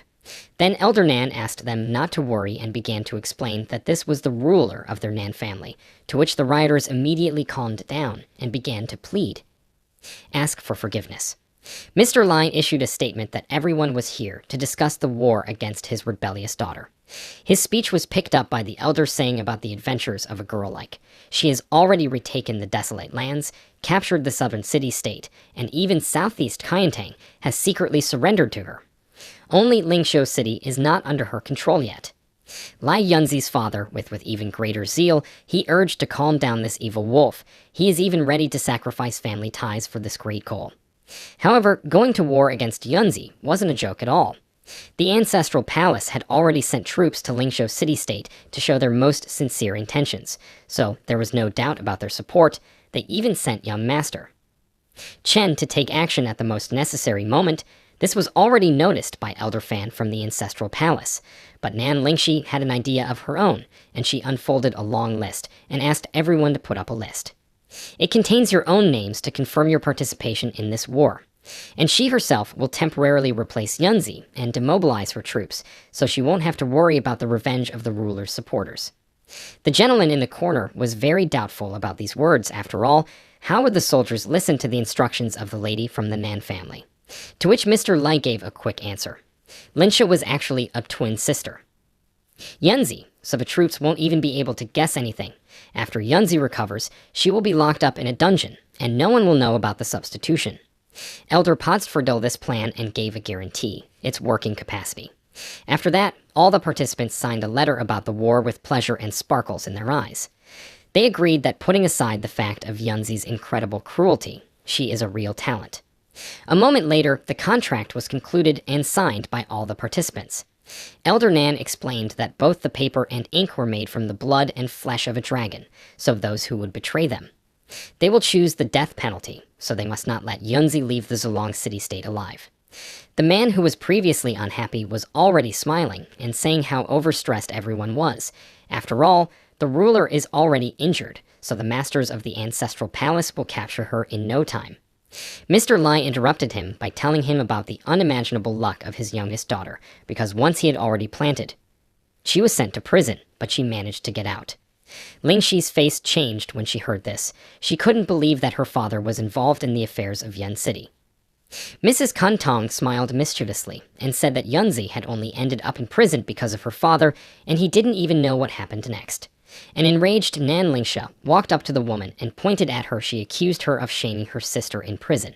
Mr. Lai immediately yelled at Lingsha, who just turned around and said a few words that briefly described the situation as she left. The Lai family of the Nan clan, in collusion with the Ancestral Palace and Lingxiu City, wants to destroy their own daughter, who struck everyone with her splendor.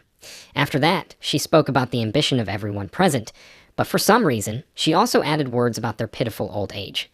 At this moment, the paper on which they had all written their names changed and revealed its innate appearance. It was the Book of Life and Death, from which magical red bindings immediately emerged and wrapped around the necks of all the people in the room. Some died immediately, some managed to resist for a little longer, and Linsha only said about waiting for those who were not ready.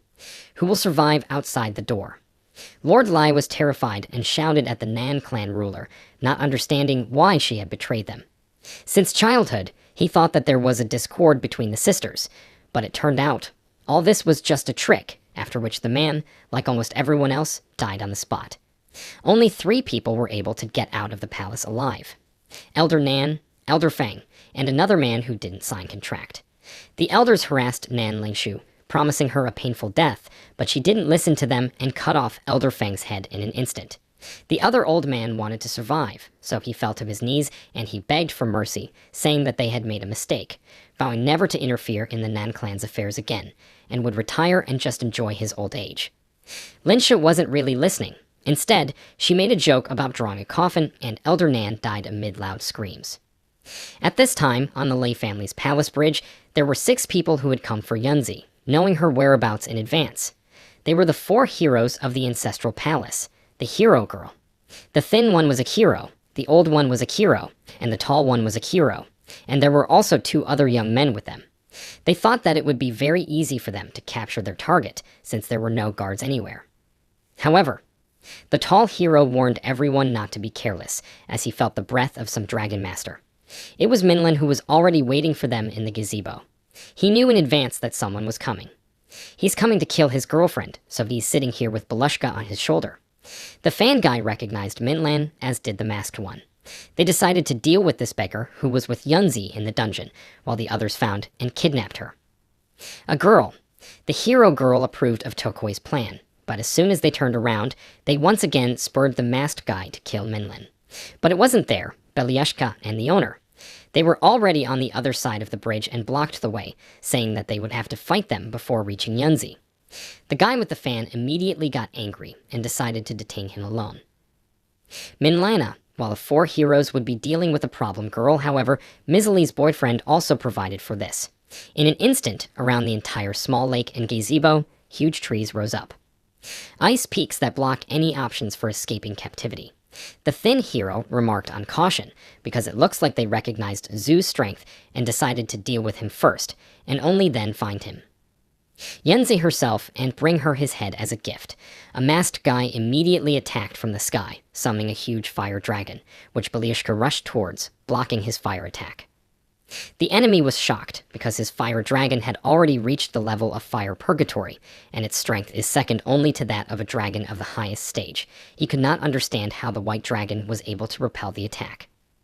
Fiery continued to advance, but Belushka easily blocked everything, and even dodging, was able to get closer to the enemy dragon's face, and then with her sharp tail, gouged out one eye, forcing the enemy to switch only to her and causing the wrath of the Dragon Master. Unfortunately, with its attack, the Minlan dragon itself was exposed to a powerful claw strike and went straight down. Right before the fall, Weddy managed to take control and launched a counterattack, gathering almost all the water around the red dragon and freezing them completely, for which she received praise from Minlan.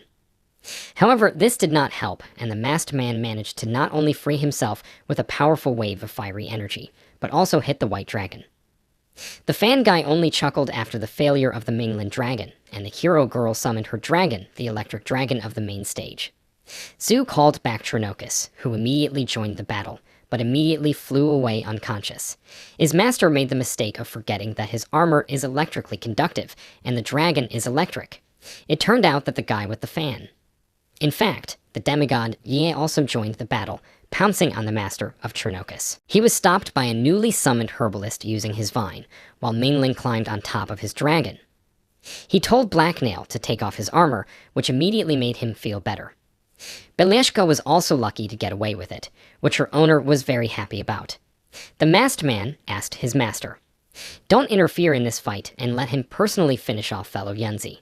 The infernal dragon and Belyashka rushed at each other, but Mask really underestimated the white dragon, so he immediately decided to use the strongest one, attack Hellfire Dragon Salvo.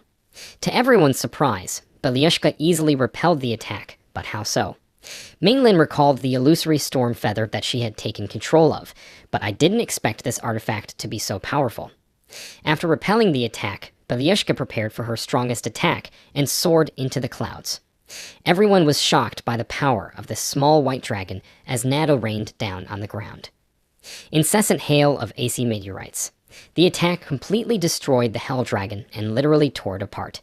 His master tried to pick him up and yelled at him, but it was too late. The mask crumbled, revealing Lu Xiao's already bloodied face as Mainlin and his dragons approached, apologizing for not recognizing him earlier. The guy sat there panting. He said he couldn't die, he wouldn't accept it. Yanzi was his. Another attacked him and asked him what else he dared to dream about his girlfriend. He was furious. One of the warriors was indignant that he dared to injure their young master. He shouted that he should be killed. The dragons he summoned attacked. He kept saying that he was going to take the dragon away from him, and then hit the guy in front of him. The man with burning hands said that their ancestral butler was still as unscrupulous as ever. The others were surprised. Is this Zhang En's flaming fist? Didn't he disappear for some unknown number of years? How is he here? The crowd was discussing that there were rumors that he had killed a dragon once before, but it was not clear if this was true or not. It didn't matter if it was true or not, but today he would die here, one of the people thought. Zhang En waved and said that they had met again. Ah, so it's him. Isn't this the ordinary shepherd uncle that Lai Shuoin took to study? The surprised guy was thinking about this. The man said that he knew a little about killing dragons. He offered to keep that young master of the ancestral palace with him. The man hit the dragon and said that together they would destroy them. The guide admired his tactic of deliberately confusing the enemy, said that it was beautiful, and he, in comparison with him, was just a novice actor. The girl called for help, shouted for the young master to be saved faster. The guy swore. He told Blacknail that two animals were running after him. Someone with only a single mouth for a snout was flying at him. The guy thought about the fact that someone really raised such a vile monster. The monster attacked one dragon.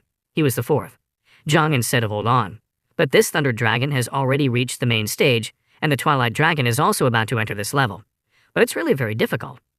The long-haired guy repeated the actions of his dragon. He said that because of the spiritual connection, he can also use the Belyashka illusory storm feather. Those who fought against him replied that they had forgotten that he had a spiritual connection with his dragon, and that all of the dragon's equipment and armor could also be used by his master. We need to save the master faster. They shouted that they would fight to the end. The boy replied that if they cared so much about him, then they could go to the gates of hell together. He charged them, and the crowd screamed and jumped back. His punch grazed the girl standing in front of him, so there were cuts everywhere on her, and her clothes were cut and flew off. Zhang En continued to fight.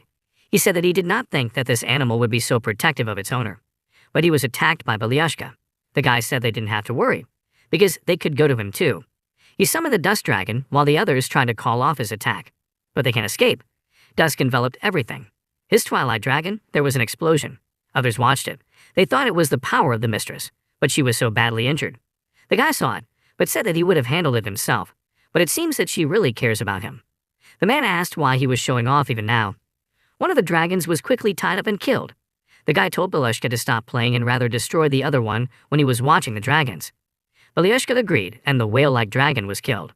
The man told him that he was very sorry that he wasn't a dragon master, because the guy got a lot of trophies, and he also does a great job with soul pearls. He laughed and replied that he just specialized in it. This time, their small loot is this soul gem, and it should strengthen Blacknail a little. The dragon heard his name and woke up. The guy got angry and told the dragon that he was lazy, because as soon as he heard that he was going to get something, he immediately woke up. The man was holding one of the guys by the hair. He noticed that he was wearing a hidden armor. The long-haired man was surprised at first, but then he downloaded, which was no wonder his movements looked so incredible. In fact, it was all because of the unique armor. The man replied that it was true what a dragon is, such as the owner. The guy said that he was a recluse, but this time thanks to his help. The man interrupted him sharply, saying that there was no need to suck up to him. All the credit was his. After all, he had killed them all, and they had nothing to do with him. He's just a fighter of the lady who was supposed to pay her back, and now he's happy. A few days later, at Lai Yunzi's house, a guy would stand in front of her and tell her that she was a bit worried these past few days. She was injured, and he used the sword wisely that day, although it was too impulsive, but they could actually handle everything. He asked her what she was thinking. The girl answered what she thought, why she had met an ordinary silkworm merchant who came from the desolate lands, why he had become a powerful dragon master in such a short period of time, and who he really was. The guy replied that she thinks too much, In fact, he was also a demigod master before, only to lose his skills later on. Then he came to the desolate lands. At that time, they were surrounded by the sea of nothingness, and drifted like a lonely mainland in the middle of the sea. Soon this continent joined the Zuria mountain range of the city of Zulong. The girl asked why he got close to her in the end. The guy replied that he swears that he accidentally met her. Besides, he is always sincere with her, and asked her to believe him. Someone addressed her as a sister, and asked her not to be so cruel to him. Maybe his abilities will help them solve their problems. The girl replied that she simply did not want to allow any conspiracies. Then someone asked me to try something new. She turned to the guy, said that since he was so honest, then he should tell about himself. She remembers that when she was a child, there was a sea in the easternmost part of Zulong, but in a certain year, a desolate land suddenly appeared there. It seems that this world is much more mysterious than she thinks it is. The guy said it was true. What's the matter? Why did he suddenly have the feeling that the person had changed? She said she wanted to go for a walk, asked him to come with her, and took his hand. The guy blushed and stammered that of course he could. The girl replied that it was fine, but he needed to wait a second. She took off the top of her clothes and reached into the closet, telling me what to wear. The girl was changing behind a screen, while the guy couldn't see anything and cursed the material in front of him. Tower of the city of Zulong. The girls were watching them from around the corner, telling them that they should have faster. Why haven't they done it yet? Another told her that she didn't want them to be out in broad daylight. Her friend agreed that it wouldn't be very pleasant at this time of day. Suddenly, they saw some explosions, thought that the sky was falling. The explosion is so huge that the entire western part is shrouded in black shadows. The guy and the girl turned around and looked at it. He said that Zulong City is clean, but Lingqiao and other small city-states will soon have eternal night. The girl asked if this is how the desolate lands appeared. The guy agreed with this. She said that she had assumed that these lands were drifting as much as the desert lands, but she did not expect that the mainland could descend from the sky like a shooting star. The guy asked her what she meant. Did she know that this was going to happen one day? Is this the reason for her melancholy mood? She said she just had a hunch. The guy told her not to worry. No matter what happens, he will always be there for her. He put his arm around her shoulders. Someone told her that this day had come, and she mentally replied that she knew. She thanked the guy for keeping her company, but said it was time to move out. He said yes, but her wound hasn't healed yet, so he'll go with her. The girl said that she needed to go to the western border to deal with the coming crisis, and he needed to stay and help Linqi stabilize the situation. The guy continued to hug Yunzi. He said that she should be careful, and he would help her protect everything here. The girl told him not to worry and left. He apologized inwardly for not telling her that he was from the Jiding continent and had been a demigod swordmaster before. During his travels, he encountered a mysterious top-level fighter that absorbed the spiritual power of all living beings. One day, his patience ran out and he had no choice but to fight this mysterious great fighter. During the battle, he cut off the bloodstreams of the earth and completely separated this mysterious island from the desolate lands. His sword was shattered, and he fell into the vortex of nothingness and entered their world. Belishka was also badly hurt in that battle, and to save her, he became a dragon master. He never expected that the entire Jiding continent would suddenly descend there. But no matter what they're going to do, they'd better not hurt his girlfriend. Otherwise, he will destroy them. They say that the continent that fell like a meteor in the Lingqiao city-state are connected by a rift that people called the Western Rock. Unfortunately, there have been a lot of incidents in that direction recently. There must be quite a few shards of star crystals in there. Fortunately, Yunzi will help collect them. Right now, he has enough crystals to feed her for another 2 months. By then, she will be firmly able to stand on the highest step in the dragon realm. Although it is said that her secret teachings come from the moon and stars, but the nectar no longer helps her grow, and ordinary people can't afford to eat candy made from crystals. The boy was thinking in feeding his dragon. He said he hoped she wouldn't have to eat bad or sun crystals in the future. Zhu Minglin was called. He saw Nan Lingxia, asked why she was here. She said that they needed to go to the Lai family's palace together. The guy agreed. The meeting room in the Lai family palace. There were people everywhere in the hall. But whom is this old lady in the king's seat? The girl replied that she was the Lai family's grandmother, and she wasn't interested in worldly matters at all. But after Lai Ying's overthrow, she was forced to take over the entire situation. Master Duanlan is also here. It seems that she is already fine now. This is very good. Grandma said that Yunzi had already gone to defend the gorge. Besides her, all the powerful people of Zulong are here now, and she would like to give them some information. Yesterday, in the Ancestral Palace, 100 Dragon Masters and almost 100 demigods were killed. The Ancestral Palace has already fallen. In addition, 6 major cities in the west of the Lingxiu city-state were destroyed.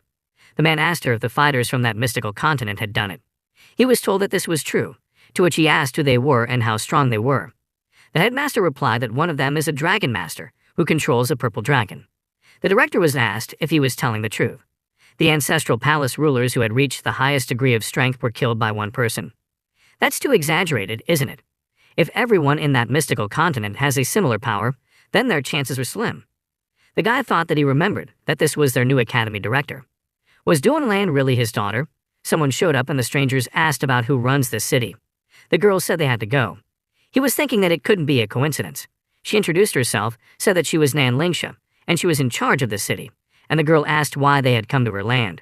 The strangers asked if they were a clan, to which Nan Lingsha replied that they were a tribe of the city-state. To that they said that since they weren't a clan, they should be careful. She wondered what that meant, if they had come to destroy an entire clan. The strangers said it was a gathering of small Claran resources, like a run-of-the-mill city-state. This land as boring as he thought it would be. The master was told that they could return, but he told me to stop. The stranger turned and said that this is the richest city-state. There is no need to go to other cities. It's Zhu Minglan. The guy asked where he was. Su Minglang stopped pretending and greeted his aunt Su Hen. She asked him if he hadn't died, why he hadn't come back and reported it. He said he wanted to, but he couldn't find his way back. The guide asked her if she could stop all these fires for the sake of her nephew. He had heard that 6 cities had already been burned down, but there were also common people living there. Why be so ruthless? Shu Hen replied that she had nothing to do with it. If he wanted to interfere in this matter, then he should talk to the sovereign himself.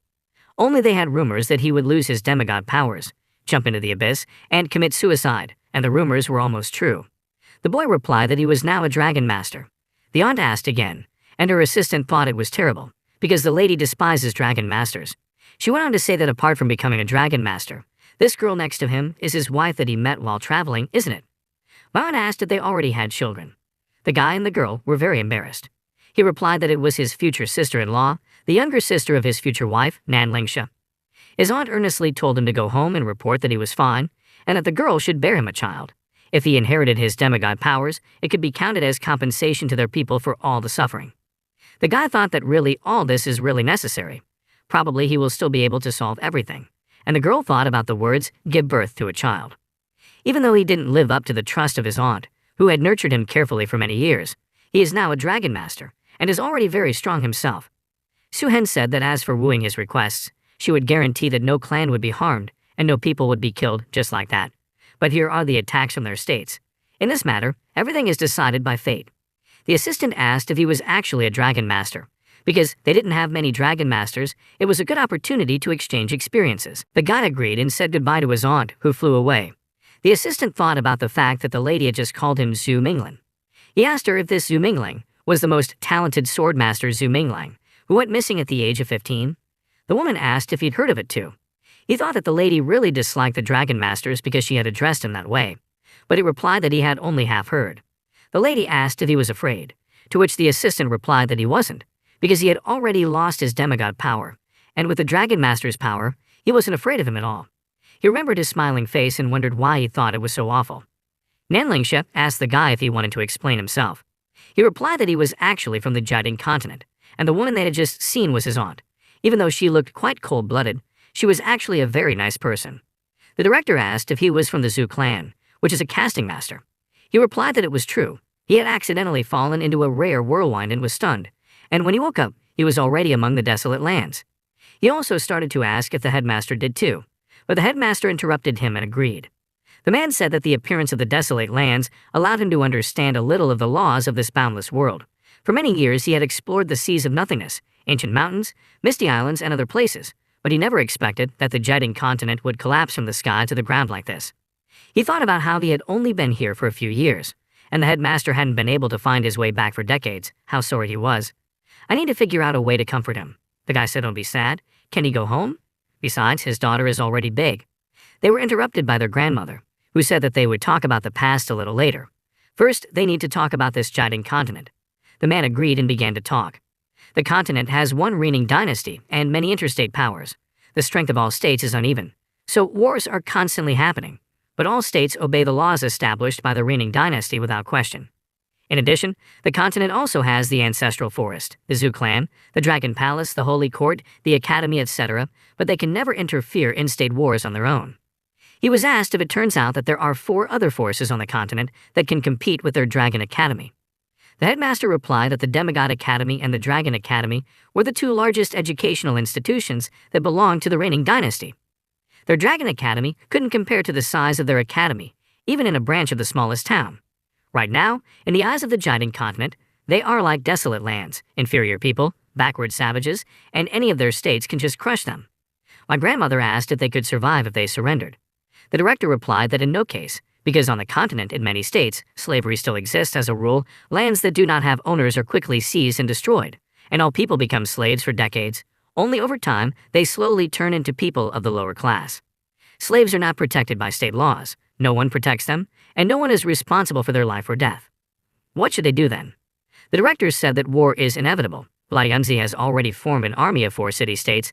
They are holding the defense at the gorge. As long as their main forces didn't take action, they would be able to resist quite well. Grandma said that Yunzi always wanted to establish a state. Did she also know about the Jiding continent? Knew that this day would come. They thought they shouldn't have blamed her. But even if she created a state, they would still be in no man's land for the continent, wouldn't receive the protection of the reigning dynasty, and these 4 forces of theirs would be able to deal with them. The guy said that there was actually one way that would help them avoid their invasion. My grandmother asked me what method it was. Zhu Minglan replied that his clan was fortunately one of the largest clans in Jiding. He can swear before the reigning dynasty on behalf of the Zhou clan that Zolong is subordinate to the Zhou clan and will pay a high tax every year. Thus, these lands will no longer be in no man's land, and the 4 forces of Jiding will have to obey the state laws. They will not be able to get into them. Grandma suggested that since Yunzi wasn't here right now, Nanlingxia could temporarily replace her and marry her, and after that, they would announce that Zolong had submitted to the Zhou clan. Nanlingxi has the state seal right now, and there's no need to change anything. The guy was very confused and thought that getting married is very important. How can you do that? And then he told his grandmother to take her time and let him finish. She agreed, told everyone else to keep quiet. The man thought about what she was saying. Zhu Minglan talked about how he couldn't do it right now. He should go home first and discuss things with them. After all, it is the clan's might that can hold back those forces. The headmaster said that he would also go to Jiding to get the support of the Jiding Academy. He hopes that his old friends from the Jiding Dragon Academy still remember him. My grandmother agreed and said they were all hoping for them. The man went on to say that even if it was possible to gain the support of the Zhou clan or Jiding Academy, and their affiliation to that clan was declared, it would still only allow all the forces to compete for them fairly and openly. And if the Zhou clan lost in this competition, other forces would be free to capture them. Grandma replied that it would take them a few days to do all this, but she was afraid that by then the oppressive forces of Jiding would have already destroyed all the masters of their Zolong.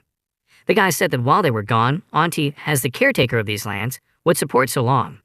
Only it will not be able to prevent the invasion of troops. Right now, they can only rely on Lai Yunzi and the fact that the army she leads will be able to hold out during this no man's land period.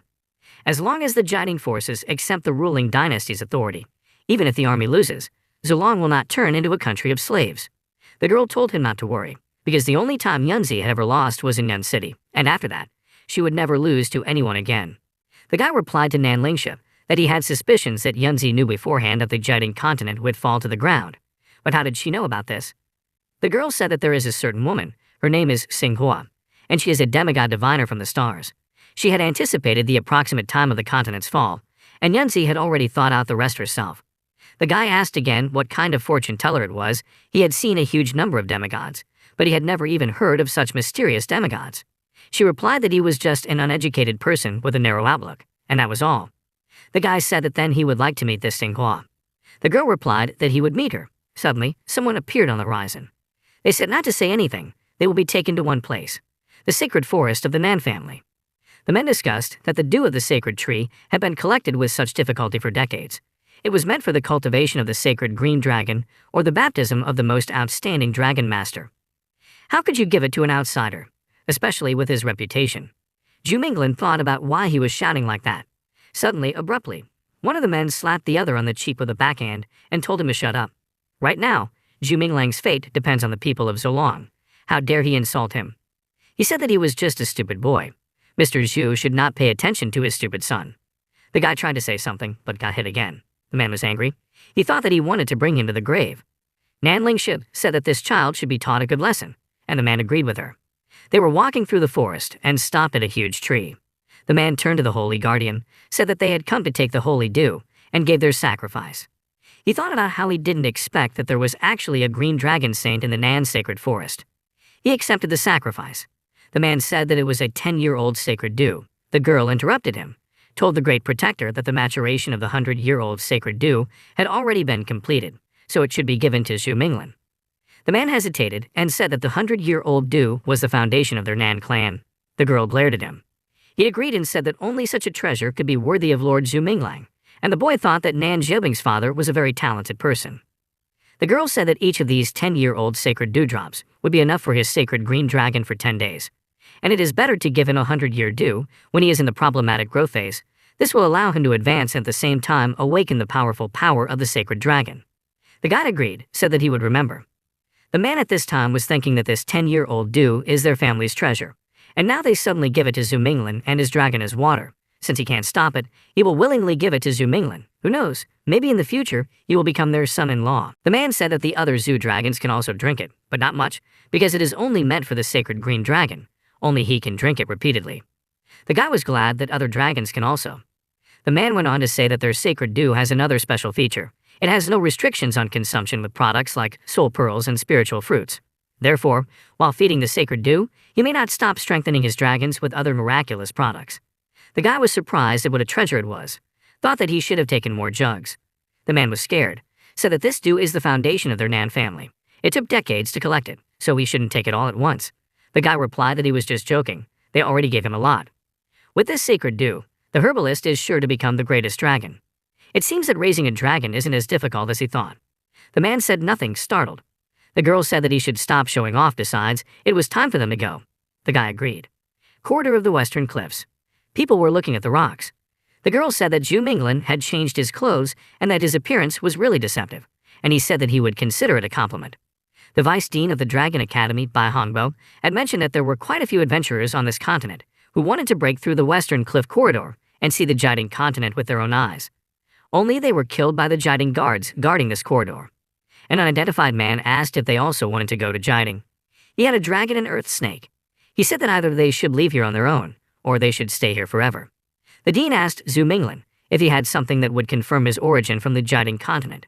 Maybe some Zhu clan token. The guy said no, and asked if the dean had something like that. He replied that he didn't either, but he summoned a golden dragon and said that he didn't know if it counted or not. Is this the Dragon King? He asked if it would do, and the unknown man said yes. He asked the Dragon Master to forgive him for his rudeness. After all, they thought that they were also people from their continent. The dean replied that they were people from their continent. The man said that he would not divide the territory, asked them to pass. He agreed, and the boy reflected that wherever they were, strength was the true way to survive. The girl was glad that they finally came because she was very tired. She wondered if this was the Jiading continent. It didn't seem to be much different from theirs so long. She thought there would be cities in the sky, tall golden houses, people moving on the wind like deities. But in fact, it's like this. Some places here are even worse than in Zolong. The dean told Zhu Minglan that he had to go to the Zhu clan right now, and they needed to go to the Dragon Academy, so they were saying their goodbyes now. The boy agreed and replied that he wished them the support of the Jiading Dragon Academy. To get to the capital faster, they must take a chance and pass through this Sin City. There aren't a lot of sellers of stolen goods here. They could just buy dragon blood for ink. The girl turned to Zhu Minglan, called out to him when she saw the shards of star crystals. This is the best thing for Belyashka. She asked the merchants how much they were worth, to which they replied 100 gold. She said they needed a lot, if he could give it away cheaper. The man replied that it was fine, but only if she and another beauty with a covered face spent a few nights with them. He hasn't had a girlfriend with such a cool figure and long legs in a long time. He said that he looks just great. Nan Lingshi waved her hand and the men were tied up. They did not understand what had happened and asked to be released and released. The girl threw them to the ground. The man said that as a reward, he would give them a lot of money. The girl said that he should give them all these shards of star crystals to develop Belyashka's inner strength. The man agreed and they left. On the way, The girls said that they had previously met dragon blood sellers, and she offered to show them around. The men were very upset, saying that it was a robbery, because they were given only one piece of crystal. Zhu said the piece of meat was worth as much as 5 gold grains. The girl reacted that everything here was so expensive, and Nan Lingsha thought that it was very poor. Then he saw a spirit petal pearl that could be exchanged for a dragon soul pearl, and the girl was overjoyed that they had finally found something for the herbalist as well. The forest outside Sin City. The girl said that there didn't seem to be anything dangerous in this Sin City. So, why didn't they stay there for the night? The men abruptly appeared behind them, asking where they were going in such a hurry, if they thought they wouldn't get revenge. The boys turned around. They said they treated them badly today, so they can't get out of here alive, and these 2 little girls are really great. The guy got angry and said they were desperate. The man asked which one of them was still desperate, because they were the ones who dared to take his crystals. Nan Lingsha asked what kind of people they were, and Zhu Mingling told her not to worry, suggested that they deal with them together. She refused, said that it was he who ran into them. You need to figure it out yourself. The girl whispered in her sister's ear that she probably just forgot, but these 2 bald men are the people she almost strangled earlier in the day. She replied that she didn't forget on purpose, but let Zhu Mingling handle it anyway. She couldn't do anything anyway. The guy replied that there was nothing to be done about it, then he would do everything himself. He summoned Trinokus. The dragon attacked his opponent and bit his neck. The girl was afraid that he had killed him. Zhu Mingling replied that it was one of the abilities of the blackbud to tear with its fangs and claws. The girl asked why the black buck was so fierce, because when she fed it a few days ago, it wasn't like that. The guide agreed, said that it was true. It was just that he had absorbed the Thunder Dragon Soul Pearl. And not only did he have thunder abilities, but also the blood of an ancient dragon was ignited. However, they were not supposed to see it today. The men were frightened, said that this dragon is too fierce, decided that they need to run faster. The guy asked if they wanted to run. He summoned the herbalist and told him to destroy them. The men screamed and called for help. They begged for mercy, said they would give them whatever they wanted.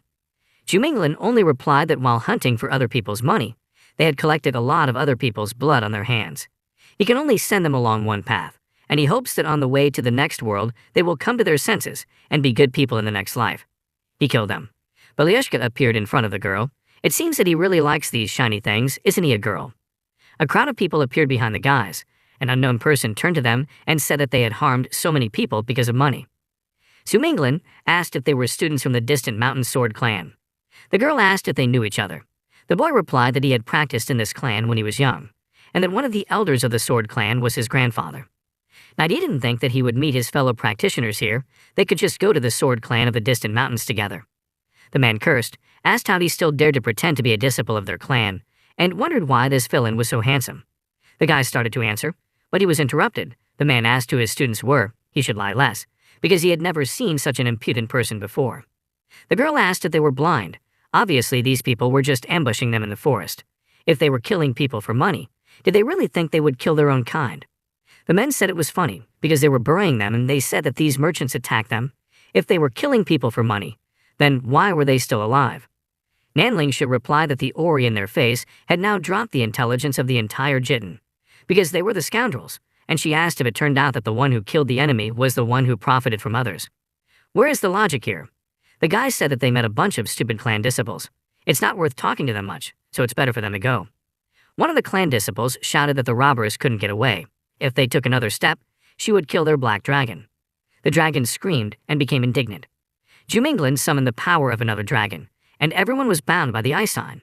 The guy said that he was quite familiar with the way back to the distant mountain clan, so he didn't need to be accompanied by minor male and female disciples. The dragon growled in admiration of its master. The foothills of the distant Sword Clan mountains. They were standing at the gate, and the boy asked to inform Sister Mentor Miyachu that Zhu Mingling was here. The guards at the entrance asked if he had any proof. Zhu Mingling said that there is a phoenix pine tree growing in front of the mountain ledge where she lives, and there is a bell hanging on top of it. Is this considered proof? The man replied that he would go look for the lady. The girl asked, since he belongs to the sword sect, why doesn't anyone know him here? He doesn't have any popularity. Is that why he changed his occupation? He replied that he left here when he was 15 years old. It's been a very long time, of course. These newbies won't know him. Nan Lingsha asked who Sister Mentor Miyachu was, why she remembered him. Zhu Mingling replied that they used to practice together when they were kids.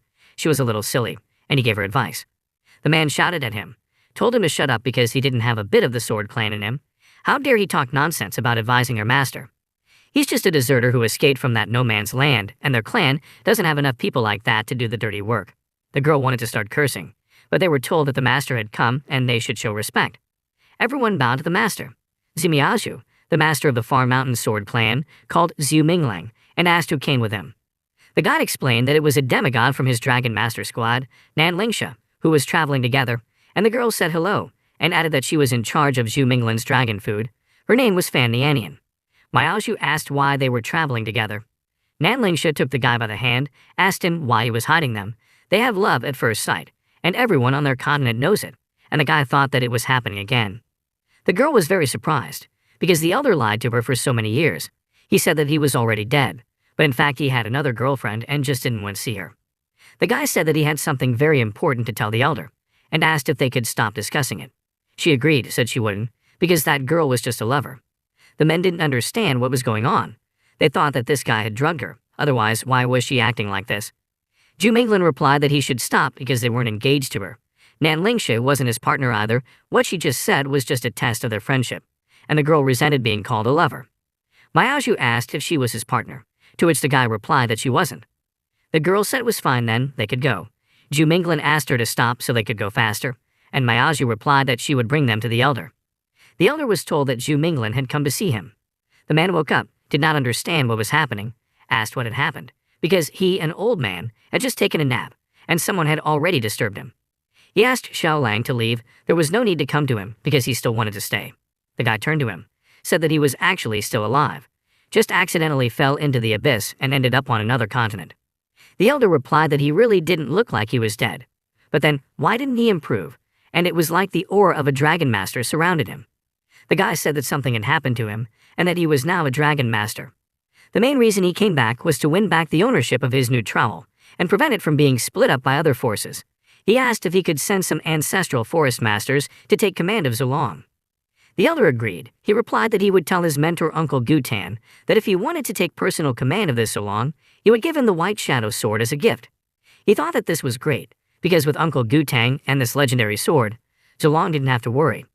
Miaozhu told the master that the last White Shadow Sword of their sword clan was lost in the abandoned forest. Recently, various accidents often occur in the abandoned forest, and now there is not a single person who dares to go there. The elders said that there was no need to worry, because their Chao Lan would help the Zhu clan create a new White Shadow Sword. The boy agreed, saying that when he returned to Zolong, he would personally give it to his uncle mentor.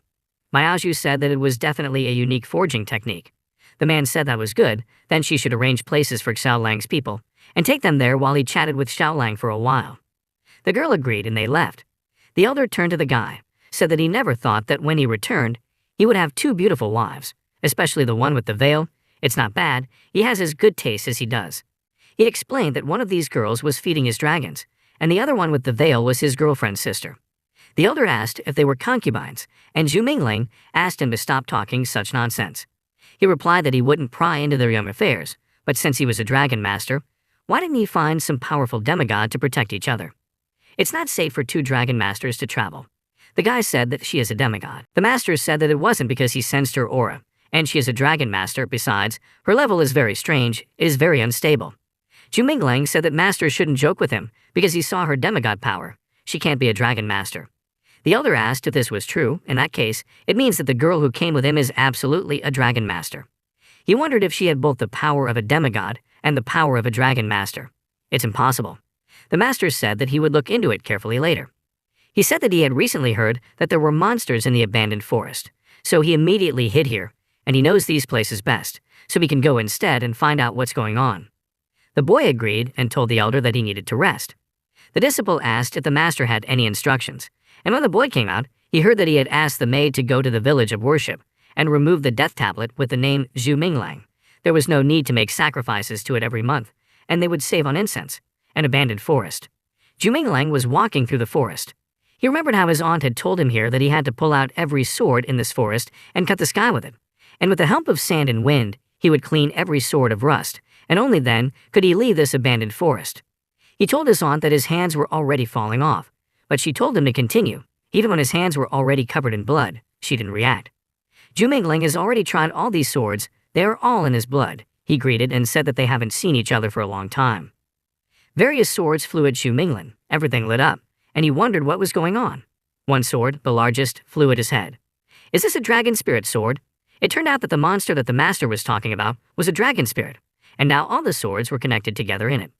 He thought that he would never hold the sword in his hands again, but it turns out that they were just waiting for him. At the moment, only his hand was able to withstand the power of a sword with so many spiritual engravings, and it looked like they would need a long time to grind together afterwards. He wondered if it was his strength, because with his strength, even though he wasn't a swordsman anymore, he would still be able to show his true swordsmanship. He remembered that the sword he had had the longest was called the Precious Sword. The Dragon Spirit Sword. He would now call it Precious Sword. The sword flew away from the boy. The stone platform of the Sword Clan of the distant mountains.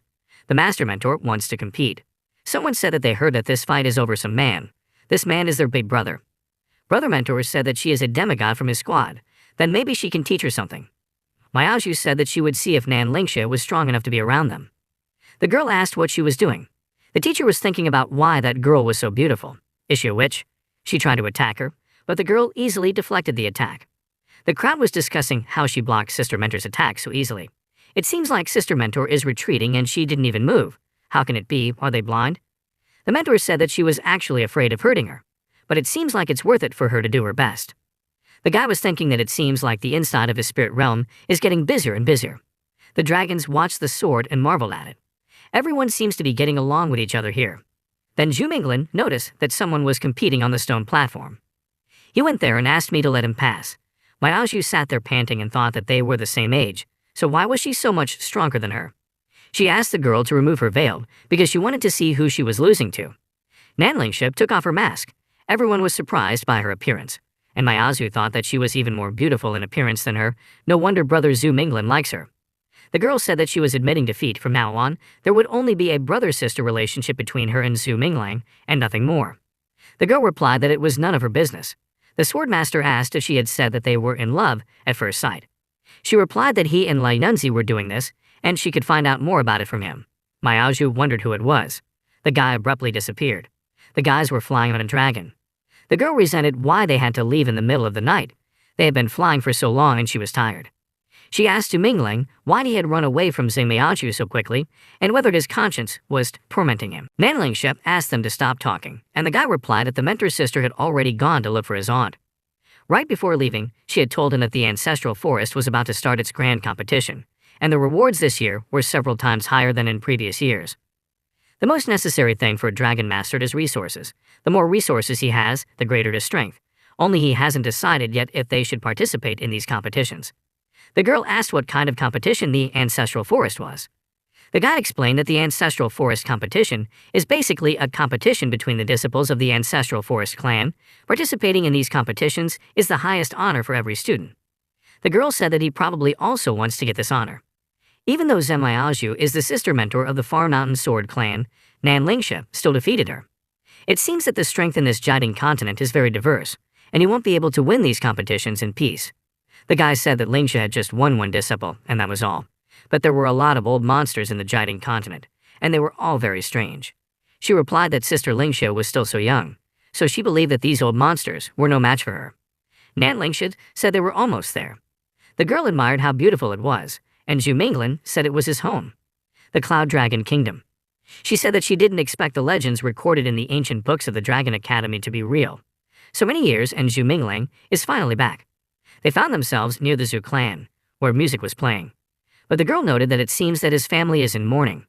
The man told Yu Shan that he was the one who raised his son wrong, but he just didn't know that the boy was his adopted son. He doesn't know how serious the attack was that led to such a tragedy, so he personally forced his careless son to ask them for forgiveness. He will comply with any of them. The unknown guy smiled. The guy was attacked. He fell to the floor. Zhu Mingling said that since they admit their guilt and asked for forgiveness, they should sincerely kneel down. The man asked who it was and why he decided to start a fight here.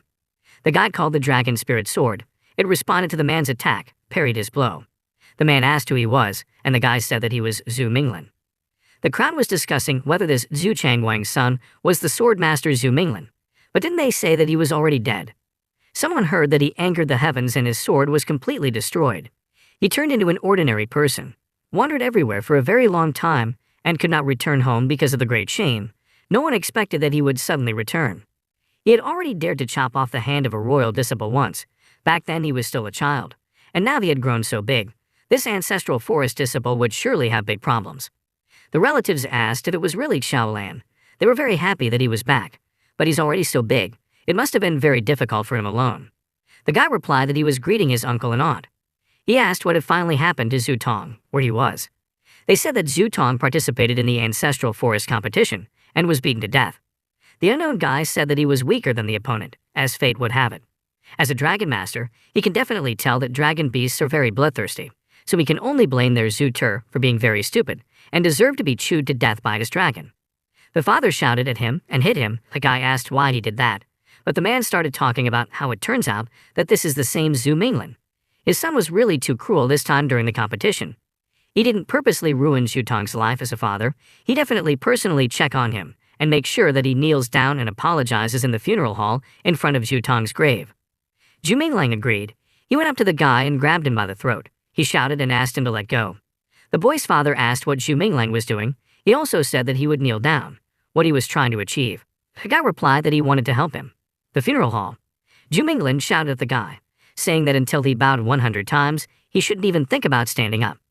He asked if he was crazy, because 100 times is a lot. But Zhu Minglang replied that he should be quiet and bow quickly. Then he asked me to knock harder.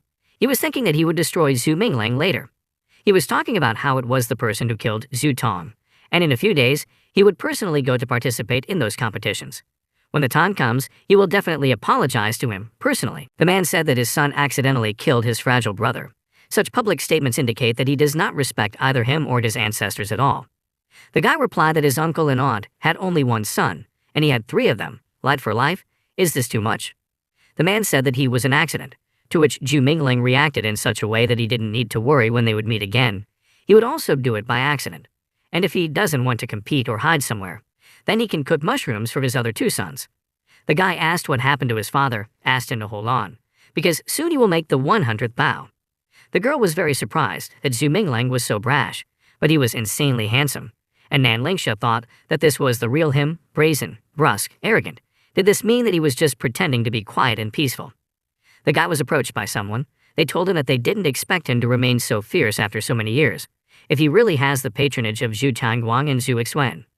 Then why does he think that he can do whatever he wants here? It was Miss Zhao, a member of the reigning dynasty. She said that she didn't think that after all these years he would still be so fierce. The guy asked Miss Zhao if she thought that if she was a member of the reigning dynasty, she would be able to support this father and son. He, Zhu Minglang, had already chopped off the hands and feet of the royal disciples, so if their Zhao family didn't want to hold a funeral this month as well, then they should stay away from him. The woman wondered if he was really crazy, if he really dared to kill her. The guide asked him how many bows he had already made and told him to count. 5 minutes later, the guy fainted, and his servants turned to Zhu and asked him to let them go. He told them to get out. The deceased parents thanked Xiao Lang, said that Zhu Tongtan knows that he supports him. He will definitely be happy. But he insulted a member of the royal family and the ancestral forest again, so the guy told his aunt that she should not be afraid, because he knows the measure. Zhu Clan River Embankment. After passing through this bridge, they would enter the inner courtyard of the Zhu clan. The girl said that she didn't expect his house to be so huge and even divided into an inner and outer courtyard. The boy replied that their Zhu clan had once sheltered the foundry workers of a defeated country, most of whom had been turned into slaves, and his grandfather was against slavery, so he divided the courtyard into 2 parts and gave one of them under the management of these slaves, and thus it turned out that now his uncle and aunt managed the outer courtyard. The girl asked if it turned out that his aunt and uncle were not related to him. He replied that his uncle's original name was Yu Shan, and that he was previously a comrade of his father's. His father, like his grandfather, did not approve of slavery, so he made him his brother and allowed him to change his surname to Zhu. Now his uncle's name is Zhu Yushan. Zhu Tong was their adopted son, but they considered him their own, and he also considered him his own brother. Nan Lingsha thought that it looked like his father was also a very kind person, and if their mainland really belonged to the Zhu clan, then they wouldn't become slaves. The girl who feeds the dragons asked if it turns out that because Zhu Tong is not a member of the Zhu clan by blood, even if he was killed by someone during the competition, no one would care about it. He replied that, unfortunately, his aunt and uncle were too humiliated. They didn't want to tell their father the details of the case, so they could only swallow their own resentment. A man who was fishing nearby said that it was nonsense because he also underestimated his father too much. He was married a long time ago and only now returned with this woman. If his grandfather hadn't told him that next month they would have already held his funeral in the courtyard. Zhu Mingling asked his father if he also believed his grandfather's words. The man turned out to be Zhu Chanduang, the head of the Zhu clan, who said that it was better for him to live a comfortable life, give up special cultivation, and abandon his clan. He lived a carefree life with such beautiful girls. One of them asked not to believe the rumors and not to spread them, because they are not. Before she could finish speaking, a guy interrupted her. He said that they are members of his dragon team. This girl is a demigod of the Nan clan of Zulong City Nan Lingsha. The girls said hello, and the one called his uncle feeds his dragons and her name is Fang Nianian. They are comrades, not partners. Father was furious. He was angry that he had become a dragon master. What about the Zhu clan's casting art? Doesn't it mean anything to him? He had abandoned the sword, and the latter had relied on him. Now there was nothing left of the sword master, and he had thought that he would finally be able to learn their casting art in peace. And he also became a dragon master. Their art of casting is disgraced. The guy said that he was actually practicing. He even cast an armor for his dragon, and then offered to show it to him. My father asked if he was only doing his inherited trade because of the dragons. The guy replied that he should have realized that he had no other choice. The man interrupted him, said that he needed to stop. He had already said everything, for the sake of the dragons, so for the sake of the dragons. He called someone out of the bushes and told them to get out. Qin Yang appeared and greeted the chief. The man said that there was no more ceremony. Originally, he wanted to order Qin Yang to chop off the hands and feet of that guy. But since he had already lost his temper in the funeral hall, then he can't do anything anymore. The guy realized that it turns out that Dad himself had already planned everything, and he thought that after all these years he was limp. My father asked me if this meant that he had to put up with others doing something against him. The guy said that he was a sly person. Only he heard the elders say that their Zhu clan had changed a lot recently. What happened in the end? Their Zhu clan is still one of the 6 strongest clans, even though it's the last one. But they haven't completely become impoverished yet, have they? The man was very angry, asked what kind of nonsense was this, because now the Zhu clan and the Bo clan are the 2 strongest of the 6 clans. It is precisely because they have developed very quickly in recent years. The reigning dynasty, the ancestral forest clan, and other clans are so angry with them, plus this incident. And he's so contemptuous of his father. The man hit him. The guy thought that this was the so-called change. The Zhu clan had risen to one of the strongest clans. Why does Grandpa always talk so incomprehensibly? Zhu Mingling replied that his father was not even modest. He had long noticed what a great art they had, what a great strategist they were, how carefully they thought things out, and how cunning they were. His father asked him to stop. It's all snotty talk, because you can't expect a good, kind word from him. The guy said that he didn't want to offend him at all. Besides, he has an urgent matter to see him about. The man asked if it was true that one of his girls was pregnant. Zhu Mingling asked him to stop, because he actually had a serious matter. He asked if he knew about the existence of the Lichuan mainland. He wants to join us. Can my father help him? The man said that he had heard that there were many ancient ruins hidden there, and even the ancient Dragon Gate. Now everyone wants to get this place. Whoever wins the competition this time will have an opportunity to gain control of the Lichuan continent, so this time he shouldn't hold back. Only he should try not to cut off the limbs of members of the reigning dynasty anymore. After all, now he can't hide behind the fact that he's a child. In addition, he can face not only juniors at competitions. The guy asked if those adults were really going to participate this time. His father told him that, at the very least, he could tell his grandfather that there were ancient sword masters in the Lichuan continent, and that he would gladly send members of the Far Mountain Sword clan to participate. Or he can go to the reigning dynasty and arrange for him to marry the princess. And with the resources of the reigning dynasty, he can easily win. He will live at the expense of his wife, and he will not have to make much effort. The girls laughed. Zhu family hot springs. The girl who feeds the dragons said that the Zhu family also has such a huge hot spring. It's just great. She called Nan Lingshu. The girl put her feet in the water and said that she was very happy. Another thought that everything was very strange. Before they joked with her, and they didn't care. But today it seems that something has changed. What a beautiful figure she has. She asked what the girl does for such a figure, because she is just jealous. Nan Lingshu replied that she was very brave. Zhu Minglang was lying on the bed with a pillow over his head, resenting why the hot springs were right in front of his room. A maid came in and asked him what was wrong. The guy was scared. He asked why she came in so suddenly, if she didn't know to knock. She replied that she had brought clean clothes for the master. She knocked for a very long time, but the master didn't answer her, so she thought something was wrong and went in. The guy replied that she could sleep in this room, and he would go to another. Then he ran away.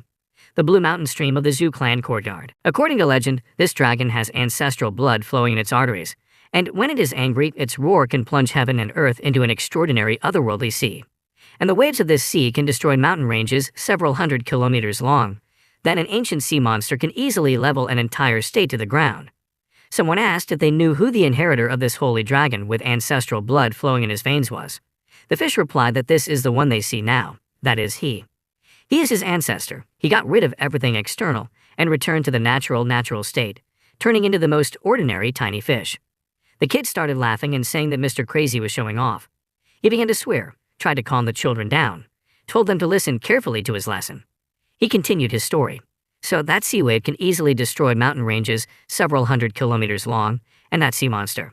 The boy interrupted him and said that he had just said that before. The fish replied that he was afraid they didn't remember, so he repeated it again. The guy said that he had already said it 7 times today. He said that the lesson was over for today, and now they had to go play. The boys ran away screaming. He kept cursing, wondering why none of them had come to class today, and thinking that he would definitely complain to their parents. He's furious. Zuminglan greeted him and said that he was here. The fish was very surprised, asked if this is the same child who ate all this food, why he grew up so big. The guy replied that they had not seen each other for a long time.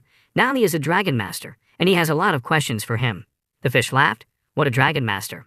A broken sword wouldn't do him any good anyway, and it wasn't too late to raise a dragon, and with it, he could easily dominate this entire world.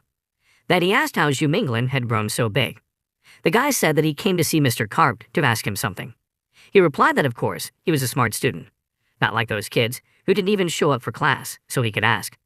Zuminglan asked if he remembered the dragon and showed it to him. The teacher replied that, of course, he is not an ordinary goldfish, he has an outstanding memory. Wasn't that the little white dragon that always hung around with him? What happened to her? The guy said that first she froze and regressed, turned into an ice worm, and then her pupa was reborn into an ice white dragon. He asked if this regression was due to a dragon strike. Carp replied that a normal dragon strike wasn't typical of a white dragon, but rather a combination of a silver moon dragon and an ice star dragon. So it wasn't a dragon strike, but a cycle of his transformations. The guy asked what kind of transformation cycle it was. The teacher explained that this ability to reincarnate is the ability of the phoenix dragon to be reborn from the ashes. In combination with the butterfly transformation, this ability is called the transformation cycle. To reincarnate his little white dragon does not need to survive the dragon strike. It is enough just to constantly revive, and it will become stronger and stronger. The guy asked again what kind of opportunity it is to constantly revive. He was told that there is still a possibility that it will regress again. It is an incredibly rare ability, constantly repeating cycles of rebirth.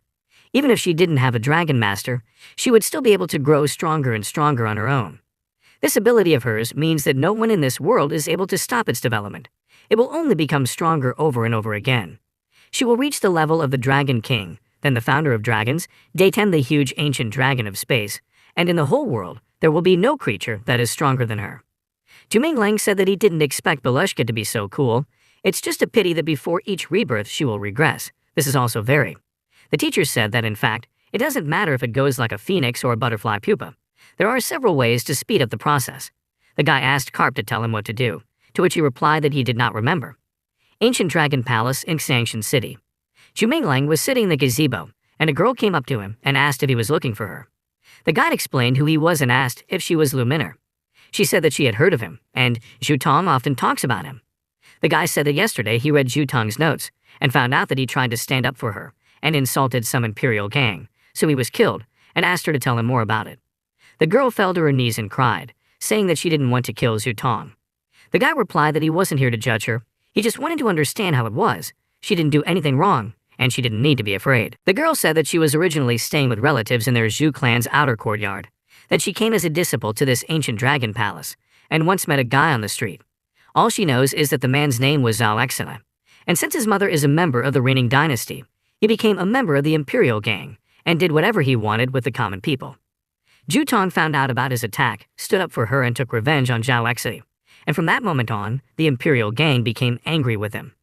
Zhao Exile even suggested that they chip in a spirit fruit to whoever dares to kill Zhu Tong in this competition, which was considered a great idea by the gang. The imperial gang members argued, resulting in Hao Shokong having to kill Zhu Tong during the competition. She never thought that Mr. Zhu Tong would die because of her. The guy said that she didn't need to blame herself. Zhao Exile and Hao Shokong were bad people. He would definitely make them paid back with his blood. Zhu Clan Courtyard, Zuminglan Courtyard. The girl noticed that he had returned and asked if he had found out anything. He replied that he already knows the whole truth. In 3 days, the next stage of the competition, They will definitely pay for everything. Linsha is not busy with anything, so she can also participate. There will be a lot of first-class demigods. The reward will also be quite a bit. The girl agreed. Someone shouted that Zhu Minglin was finally back. Yesterday, he didn't finish his lesson and ran away. What a bad boy he is. Zhu Mingling asked what Mr. Carp was doing here. Did he remember how to help Whitefish pass the rebirth stage faster? The teacher replied, but no. But how could he silently leave him there alone? The guy said that he left not far away, and the girl was surprised by the flying carp. The carp noticed the sacred green dragon, asked how it was raised, because it doesn't even have a good holy dragon aura. He replied that he had been severely wounded as a child. The teacher noticed that he was really not serious about choosing his dragons. Fortunately, this kid has a good base, and he also drinks the 10-year-old dew of the sacred tree. If there is a 100-year-old holy dew, then there is still hope that it can match up to his ice-white dragon. The guide asked about the 100-year-old holy dew, said that he had some, but he didn't know when it was best to use it. Carp was surprised that he had such a rare gem, said that now is the perfect time to use it, but it is best to combine it with the main plant element to help him enter the period of maturity. Thus, the moment the sacred dragon's blood was awakened in him, his natural powers would increase significantly. The guy asked what kind of basic plant elements he should choose, because there are so many of them. The teacher replied that the best water tree is 300 to 500 years old. The older one will not be assimilated, and the younger one will be useless. The girl was surprised by Carp once again, because he can not only fly but also talk and know so much. He asked her to clean up her dirty little hands, because he is a highly respected fish, the master of the 9 heavens. He knows everything about the earth and the heavens. How can such a small matter confuse him? The girl was indignant, and said that it was his dirty hands. The guy said that she needs to go quickly to help find the water tree element. In 3 days, the herbalist will have to show all his strength. Nanlingsha thought that the Zhu clan really deserves to be one of the 6 strongest clans. Even a tiny carp is so incredible. The girl said that she didn't know these places very well. How could she quickly find him his element? And the teacher replied that he knew. She just needed to call him respectfully Mr. Carp, and he would take her there. The girl asked if it was true, said she just needed to call him Mr., and that was it. She politely turned to him and asked him to tell her where this element of the water tree is located. Carp replied that he had suddenly forgotten. Zhu Minglin said that in 3 days, he would be participating in the competition. Lingsha, if she was not busy, could also participate.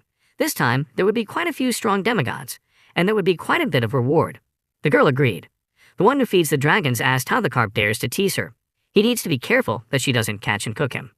Carp replied that he really didn't remember, but when he did, he would tell them right away. Capital of Jiading Brass Square. Zhu Minglin asked if anyone else from their Zhu clan would be competing today. The girl replied that their Zhu clan is mainly engaged in casting and forging. Compared to others, they're not so strong in killing and fighting, so they don't have anyone else going to fight in these competitions. The guy asked if they were so indifferent. Nanlingsha replied that it seemed to be a group battle according to the rules. The girl replied that this is true. In each round, 100 people will enter the arena, and there are 2 ways to win. The first one is to wait until the time runs out, because those who are still alive and standing at the end of the time automatically go to the next round.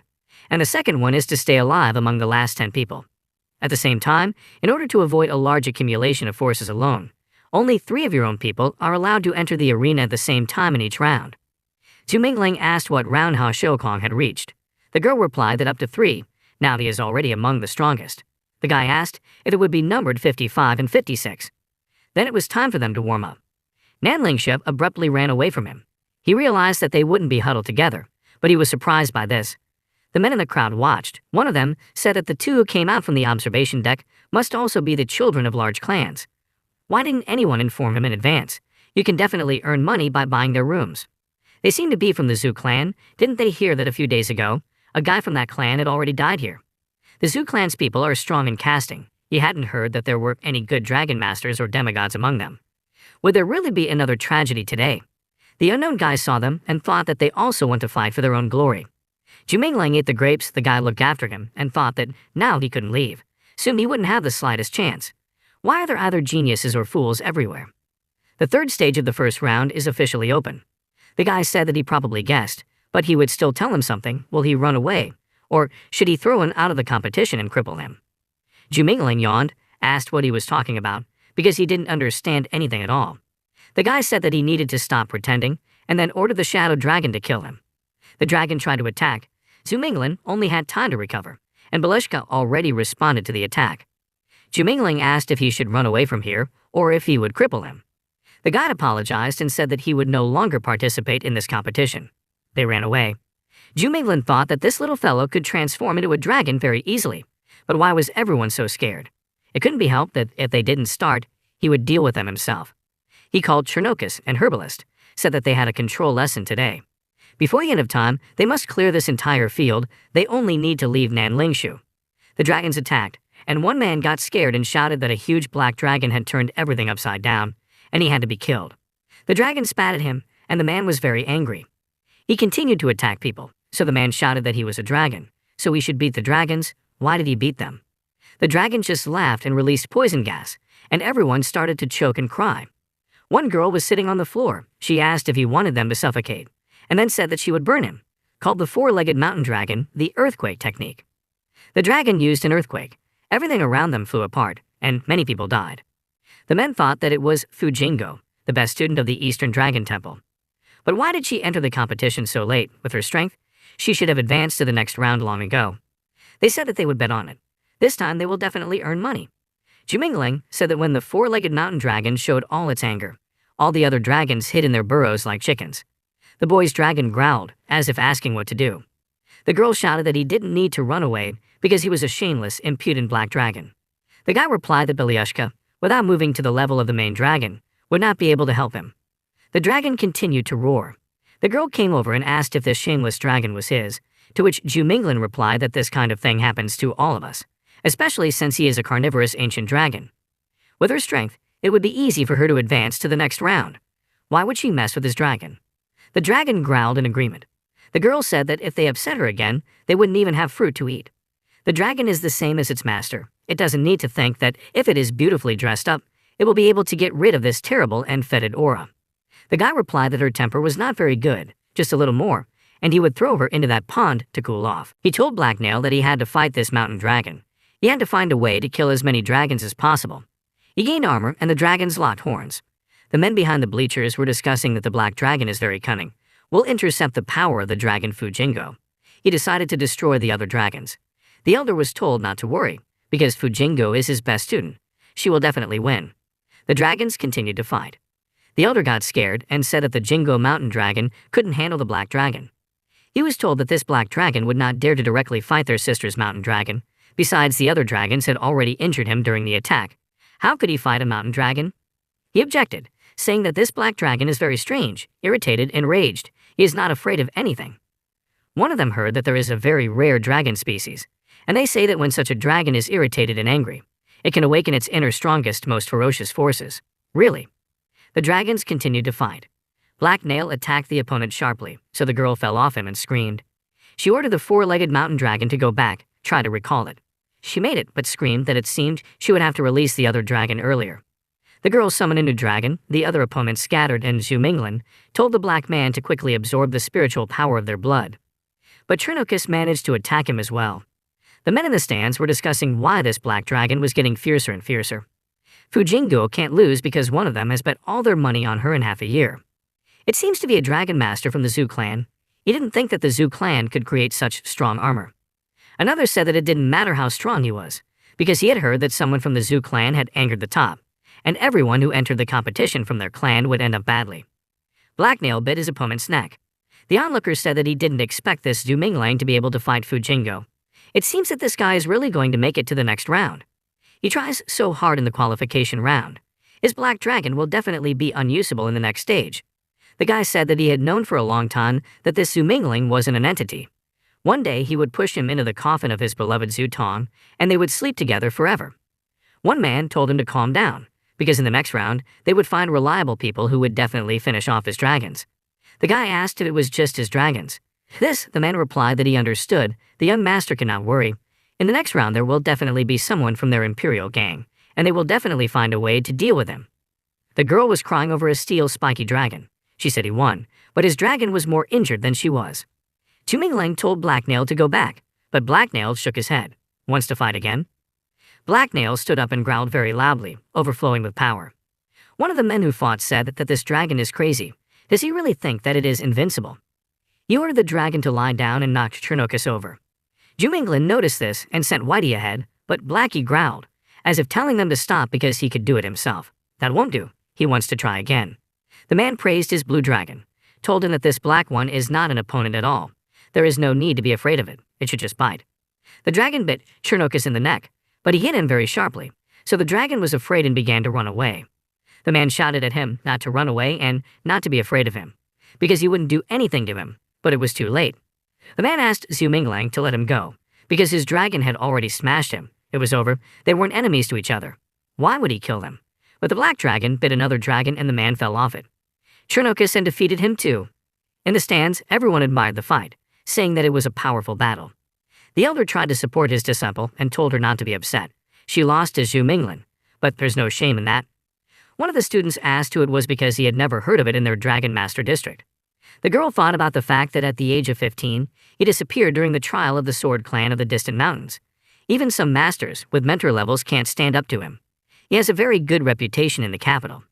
She said that she didn't expect to face him in the first round, so she was really unlucky. The apprentice asked how he was able to summon dragons since he was a swordmaster. The elder said that he had heard that his swordmaster cultivation had been destroyed and he had turned into an ordinary person. But apparently, he didn't give up and decided to become a dragon master. Besides, this path is not bad at all. That thunder dragon of his is very good. The disciple told his sister not to worry, although he is strong.